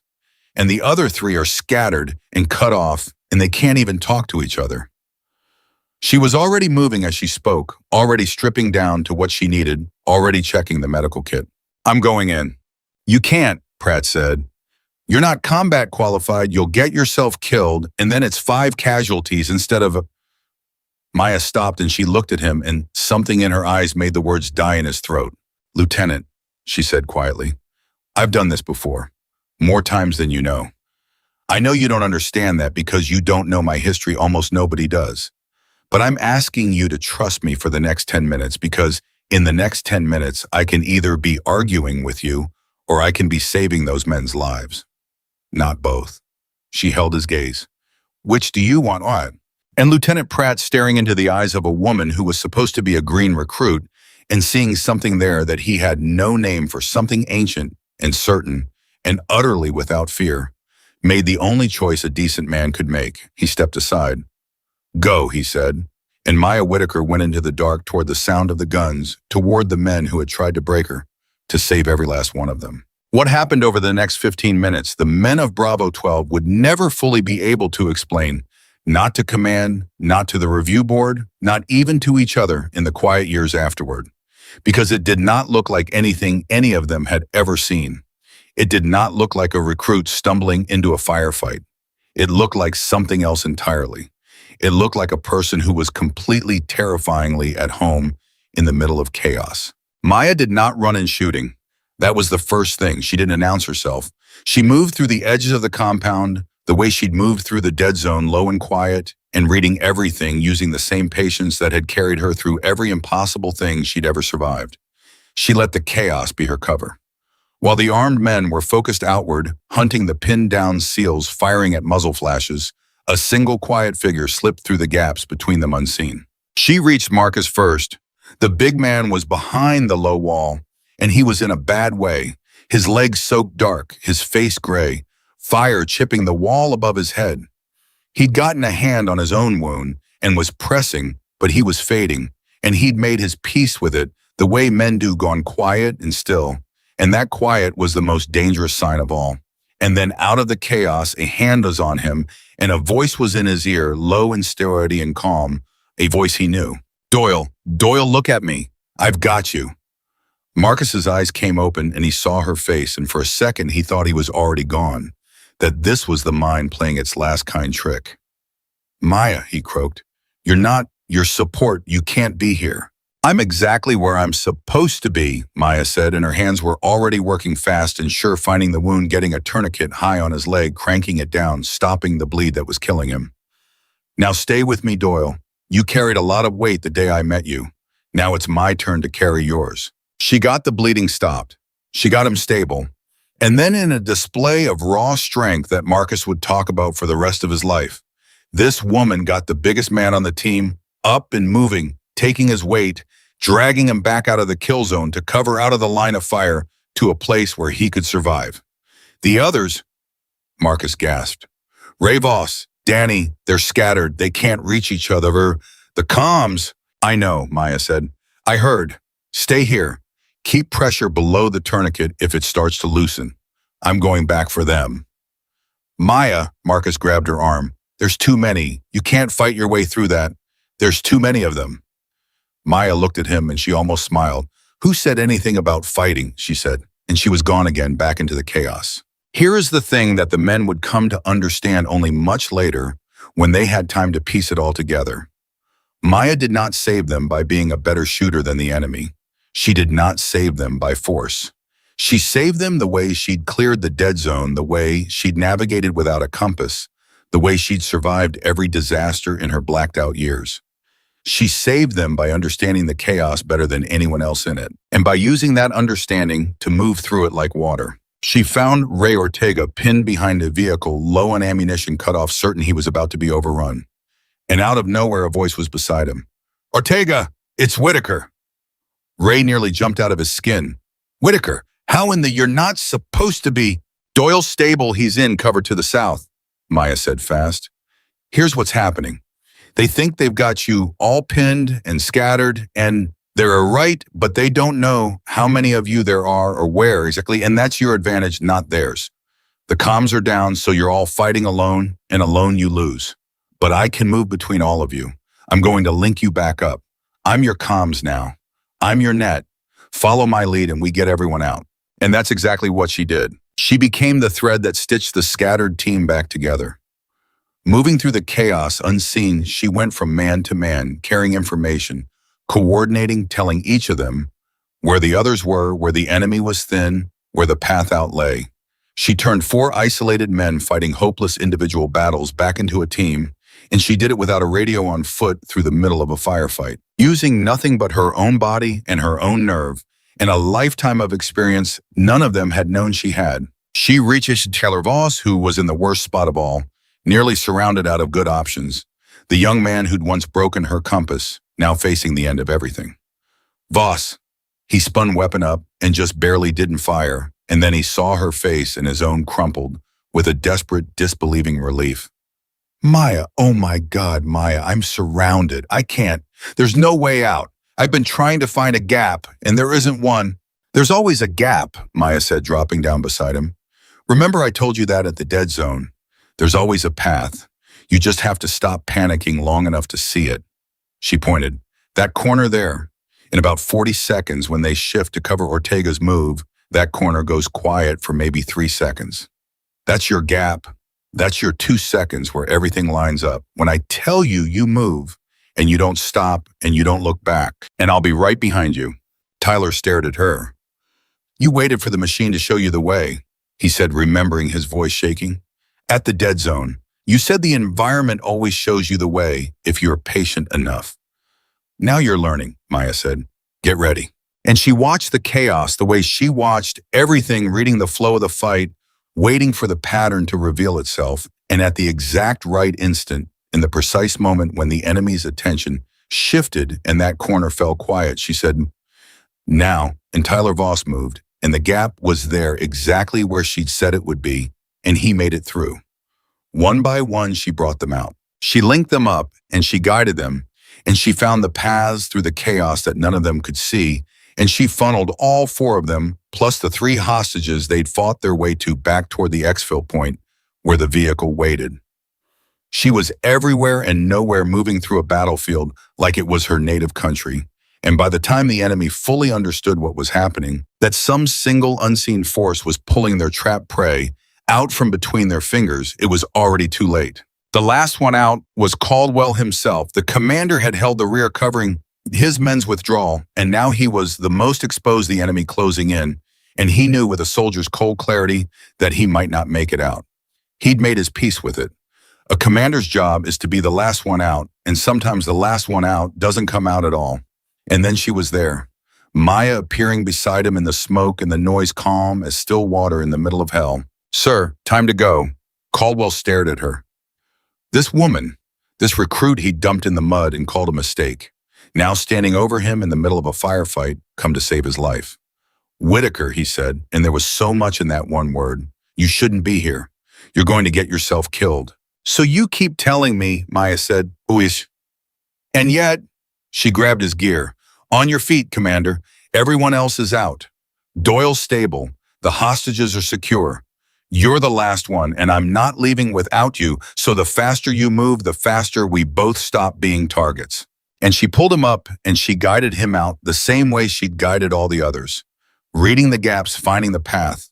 And she brought Commander Ethan Caldwell out of that compound alive, the very last one exactly as she'd promised. They made the vehicle, all of them. 4 SEALs, 3 hostages, and 1 recruit who was never supposed to be inside the wire at all. They loaded Marcus, still gray, but alive, the tourniquet, holding his big hand gripping Maya's wrists like he'd never let go. They loaded the shaken hostages. They loaded themselves, and the vehicle roared away into the dark, away from the compound, away from a mission that should have ended with a wall covered in names. And in the back of that vehicle, in the ringing quiet that comes after violence, the men of Bravo 12 looked at Maya Whitaker, and not one of them could speak, because they finally understood. They understood that everything, the whole 3 weeks, the whole strange selection cycle, the dead zone, all of it had been leading to this, to the moment when their careful, confident, elite team fell apart in the face of real chaos, and the one person they tried to break was the only one who could hold it together. It was Caldwell who finally broke the silence. "You've done this before," he said. It wasn't a question. "Not the dead zone. This. Exactly this. Walking into chaos and pulling people out. You've done it before. Many times." Maya was quiet for a moment, checking Marcus's tourniquet, not meeting anyone's eyes. "Yes," she said finally. "Where?" Caldwell said. "Where did you learn to do what you just did? Because that wasn't a recruit in there. That wasn't someone who just finished selection. That was," he searched for the word, "that was someone who's lived in the middle of disasters, who's more at home in chaos than any of us will ever be. Who are you, Whitaker? Who are you really?" And in the back of that vehicle, with the men she'd just saved, staring at her, with Marcus's hand still gripping her wrist, and the hostages weeping quietly, and the commander who'd once humiliated her, waiting for an answer, Maya Whitaker was quiet for a long moment. And then she began to tell them. Not everything. Not all of it. Some of it she would never be able to tell anyone, and they would come to understand why. But she told them enough. She told them about the years that were blacked out in her file. She told them about the disasters she'd walked into when everyone else walked out. She told them about the collapsed buildings and the sinking ships and the burning towers and the places so bad that trained soldiers had frozen and failed. And how she'd gone in anyway again and again, because someone had to. And she'd discovered a long time ago that she was one of the few people on Earth who could keep her head when the whole world came apart.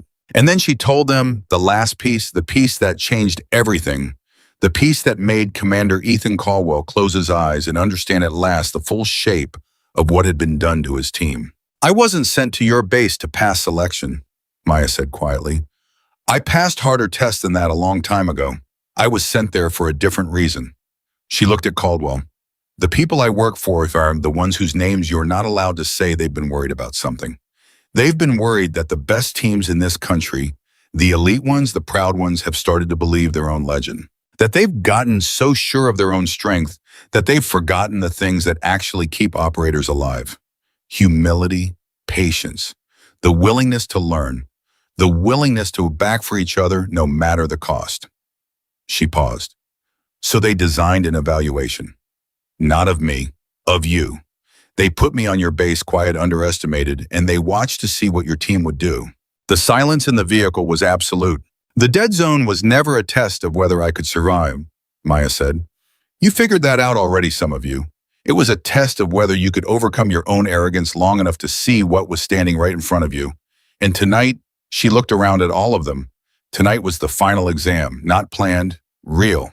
But it asked the same question. When everything falls apart, when the plan dies and the comms drop and a brother is bleeding out and there's no help coming, what does your team become?" She looked down at Marcus, at his hand on her wrist. And you passed, she said softly. Every one of you. Because when I went into that compound, I wasn't going in to save strangers who'd mistreated me.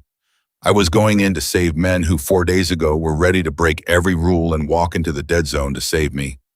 Men who'd learned. Men who'd changed. She looked up at Caldwell. That's the only reason I stayed, Commander. From the very first day when you dumped my bag in the mud, I was watching to see if you were worth saving. And you were. Caldwell put his face in his hands. And the hard commander, the man who broke arrogant recruits, the man who had spent 22 years certain he knew everything there was to know about what made a warrior, wept quietly in the back of a vehicle, speeding away from a compound where he should have died, humbled beyond anything he had ever imagined, saved by the very person he had tried hardest to destroy. I called you a mistake, he said from behind his hands, his voice broken. The first thing I ever did, I called you a mistake. I know, Maya said gently, and you came back for me anyway. You came back for all of us, even after everything. Maya reached over and she put her hand on the commander's shoulder, and she said the thing that every man in that vehicle would carry with them for the rest of their lives. That's what the whole thing was about, Commander, she said quietly. That's the only lesson that ever mattered. A great soldier doesn't need to prove they're stronger than everyone else. A great soldier protects the mission and protects the people beside them, no matter what those people did yesterday. She looked around at all of them, at the team she had saved, at the men who had tried to break her and failed and become better for it. You don't build the strongest teams by finding perfect people. You build them out of people who are willing to become better. And tonight, every one of you became better. The vehicle drove on through the dark toward home, toward safety, toward a base where none of them would ever be the same again. And in the back of it, the men of Bravo 12 sat in silence around the woman they had underestimated, understanding at last that the person everyone had refused to see was the person who had seen all of them most clearly of all and had chosen despite everything to come back into the fire and carry them home. The days that followed were quiet in a way that felt almost strange after so much noise. Marcus Doyle was in a hospital bed. His leg saved the surgeons, telling him he'd walk again and in time run again, all because a tourniquet had gone on high and fast in the right hands at the right moment. He was alive because of Maya, and he knew it. Everyone knew it. But the story wasn't over, because there were still questions that hadn't been answered, and there were still men on that team who were wrestling with what had happened to them, and there was still a truth waiting to come fully into the light. It came on the third day after the mission, when a man arrived at the base whom none of the team had ever seen before. He came without fanfare. No entourage, no announcement. Just an older man in plain clothes with steady eyes and a quiet way of carrying himself, the kind of man who has spent his whole life in rooms where the most important decisions are made and never once needed to raise his voice. He walked into the base and he asked for Commander Caldwell and the men of Bravo 12. And when they gathered, Caldwell felt his stomach tighten because he recognized something in this man's bearing. "You're him," Caldwell said. The voice on the phone. The man inclined his head slightly. "I've had a few names over the years," he said. "None of them matter. What matters is that I'm the one who sent Maya Whitaker to your base. And I've come to close the loop because you men have earned a full accounting of what happened to you. You've earned the truth." He sat down with them and he told them. He told them that the concern had been real and had been growing for years, that the country's most elite units, the proud ones, the legendary ones, had begun to develop a sickness that no enemy could inflict on them, a sickness they inflicted on themselves. Arrogance, the slow, quiet rot that sets in when a team becomes so good, so decorated, so certain of its own greatness, that it stops being able to see its own blind spots. Teams that had started to believe their reputation was a substitute for humility, teams that had started to look at anyone who didn't fit their image and decide without evidence that such a person couldn't possibly belong. "We lost people to it," the man said quietly. "Not in ways that made the news, but we lost them. Good operators who died because their team was too proud to adapt, too sure of the plan to see it failing, too locked into who they thought they were to become who they needed to be. And every time it happened, I asked myself the same question. How do you test a team for arrogance? How do you measure something a team can't even see in itself?" "And your answer was her," Caldwell said. "My answer was her," the man agreed, "because Maya Whitaker is without exaggeration one of the most capable people I have ever known." Her record, the parts of it I'm allowed to describe, and the parts I'm not, would stop your heart. She has walked into the worst disasters this world has produced and walked out carrying the people everyone else gave up on.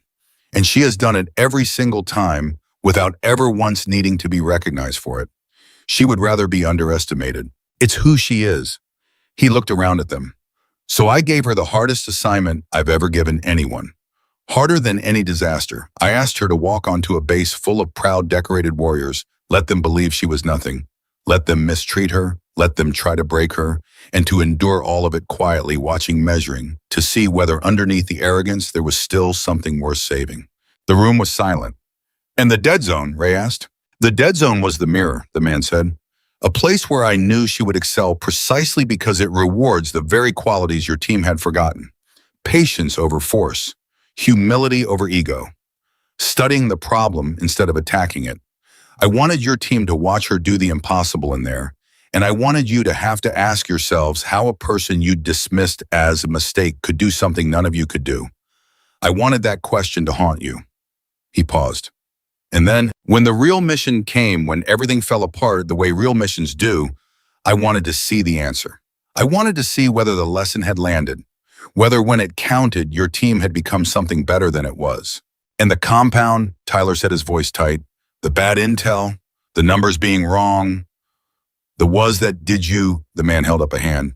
"No," he said firmly. "Let me be very clear because this matters. The mission was real. The hostages were real. The danger was real. I did not manufacture that, and I would never gamble your lives or theirs for a lesson. The bad intel was a genuine failure, the kind that happens in this line of work, and it nearly cost all of you everything." His expression darkened. "What I did was ensure that Maya was on your support element that night.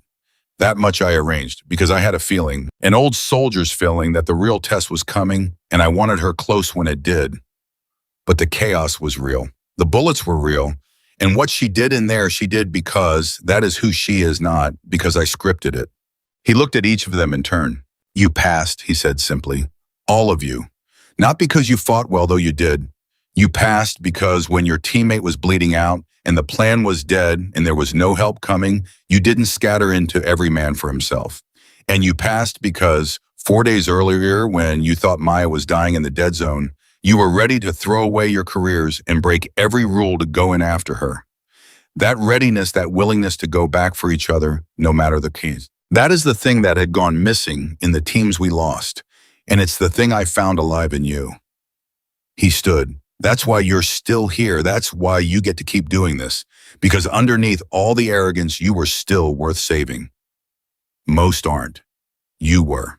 And then he did something that surprised them. He turned to the door and he said, "There's someone who should hear the rest of this from her, not from me." And Maya walked in. She'd been outside the whole time, and now she came in quietly, the same as she'd come onto the base that first day. No fanfare, no expectation. And the man who had sent her nodded to her once, a nod that carried years of trust and respect in it, and then he quietly left the room, leaving her with the team. For a moment, nobody spoke. Then Tyler Voss stood up, the young man who had broken her compass, who had frozen when Perez went down, who had been surrounded in that compound and pulled out through a gap only she could see. He stood up and his jaw was working, and finally he said the thing he'd been carrying since the very beginning. "I broke your compass," he blurted, "during the navigation exercise. It wasn't a malfunction. I did it. I adjusted it because I wanted you to get lost, because I couldn't stand that you were better than me. And I've been sick about it ever since. And you knew the whole time, and you never turned me in. And then in that compound, you came and you saved my life. And I don't understand how a person does that. How do you save the life of someone who tried to sabotage you?" Maya looked at him for a long moment. "Because you were a scared kid who made a bad choice, Voss," she said gently. "And I've made worse. And because I could see even then what you could become if you got past it." She almost smiled. "I told you at the dead zone. I said you were going to be a good one someday. I meant it. And a good one is worth going back for even after a bad day. Especially after a bad day." Tyler's face crumpled, and he sat down and he put his head in his hands, and Ray Ortega reached over and gripped his shoulder, and nobody said anything because there was nothing that needed saying. Then Danny Reyes, the Joker, the one who could find something funny in a house fire, spoke up, and for once, there was nothing funny in his voice. I keep thinking about the mess hall, he said. The first night, we sat there and we tore you apart. We called you a favor, a mistake, a nobody. We decided who you were before you'd said 10 words to us. And you were sitting right there, weren't you, at the far end? You heard all of it. I heard all of it, Maya confirmed. And you saved us anyway. I saved you because of who you became, Maya said. Not who you were that night. People aren't fixed Reyes. That's the whole thing. That's the only thing I've ever really learned in all the bad places I've been. The person who's cruel on Monday can be the person who carries you out on Friday. You just have to give them the room to change and be paying attention when they do. Ray Ortega, who had read her right from the very first day, who had said she carried scars and not just training, spoke last. I knew, he said quietly, not the details, but I knew from that first run when you turned around for Doyle that you were something none of us understood. I told them. I said we were asking the wrong question. He shook his head slowly. But even I didn't guess the half of it. Even I thought on some level that we were the ones being tested and you were the test. I never once considered that you might be a person too. That underneath whatever you are, whatever those blacked out years hold, there might be someone who was tired and hurting and lonely, sitting at the end of a mess hall, listening to a room full of strangers decide she was worthless. He looked at her and his voice caught. That must have been hard, and you never let it show, not once. And for the first time in the entire story, Maya Whitaker's calm cracked just slightly, just for a moment. It was hard, she admitted softly. It's always hard. People think the hard part of what I do is the danger. The buildings falling, the water rising, the bullets. It's not. The danger I know how to handle. The hard part is the being alone in it, the being underestimated, the walking into a room full of people who've already decided you're nothing and knowing you can't tell them the truth and having to earn every inch of their respect the slow way in silence while they laugh at you. She looked around at them. I've done it my whole life, and it never stops hurting.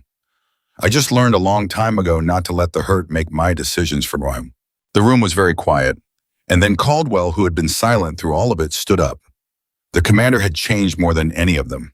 The hard man who dumped a duffel bag in the mud was gone, and in his place was someone quieter, someone who had been broken open and put back together differently. He walked over to Maya, and he stood in front of her, and there was a long moment where it seemed like all the weight of the last weeks was pressing down on him at once. I've been trying to figure out how to say this, Caldwell said, and I don't think there are words big enough, so I'm just going to say the small ones and hope you understand what's behind them.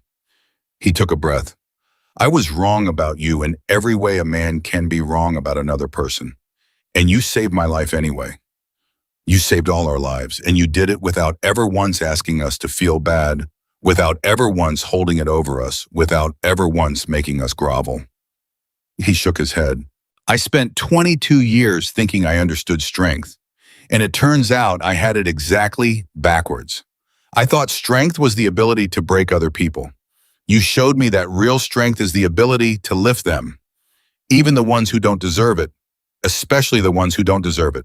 He extended his hand. I don't have any right to ask you for anything, Caldwell said. But if you'd be willing, my team would be honored to have you. Not as a recruit who has something to prove, as one of us, as frankly, the best of us. And I'd consider it the privilege of my career to learn from you for whatever time you'll give us. Maya looked at his outstretched hand, and then she took it. I'd like that, she said. And something in the room let go some tension that had been building since the very first day, and the men of Bravo 12 finally fully understood that the strange and painful and extraordinary thing they'd been living through had come to its proper end. But Maya wasn't quite done, because there was one more thing she needed to say, and she said it to all of them, and it was the thing that would echo in that team for years to come, long after the details of the dead zone and the compound had faded into the worn, smooth stories that old warriors tell.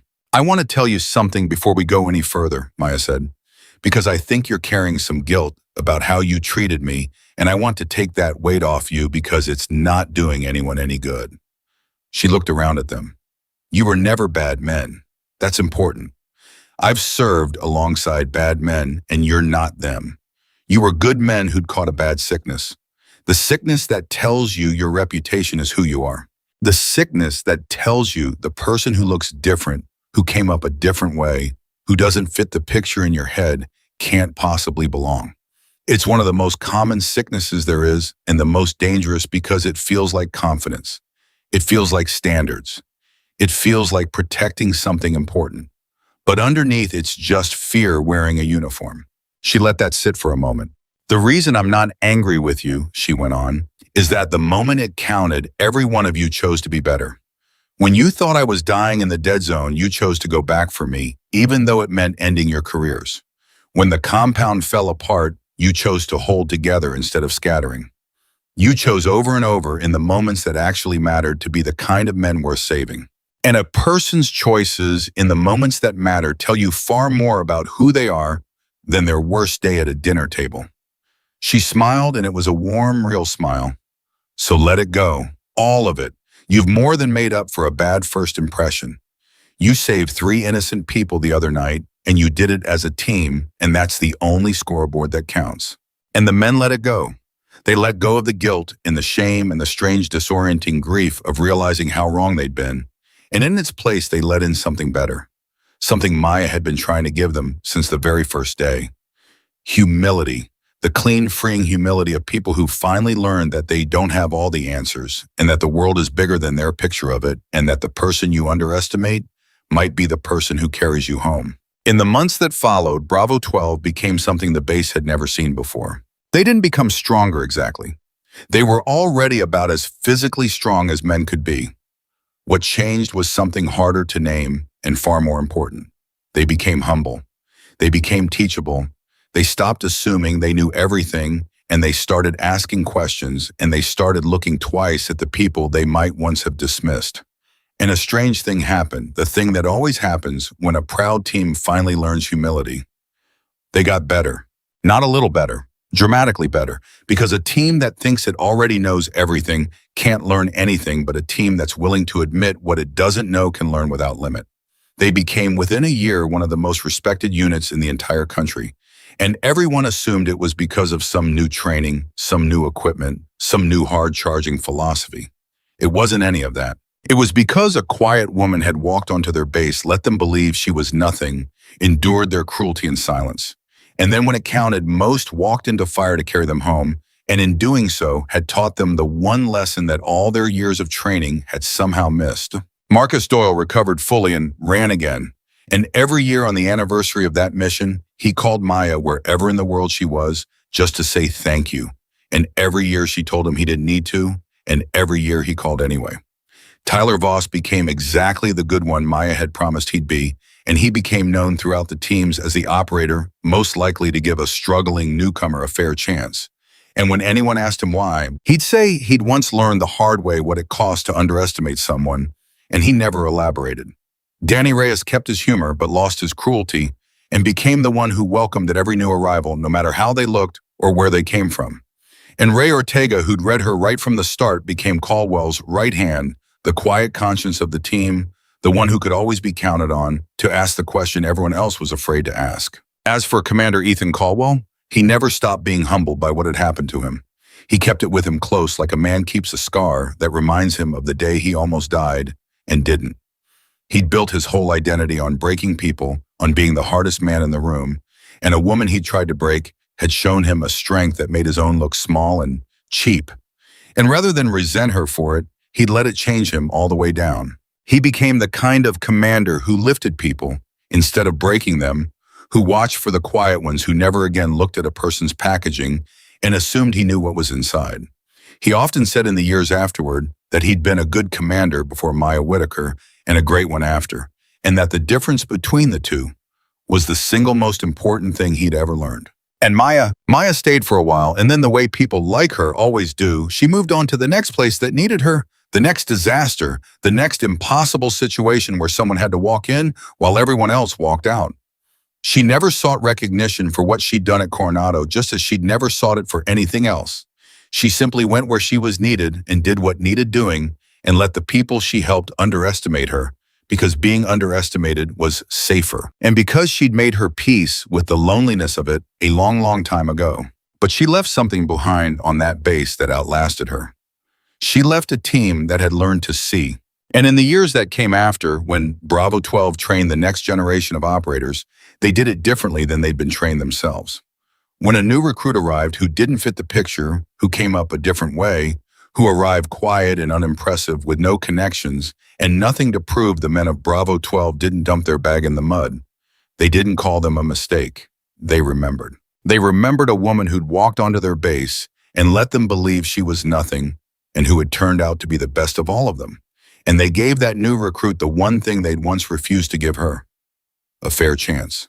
Because that was the real thing Maya Whitaker had taught them, deeper than any tactic, more lasting than any skill.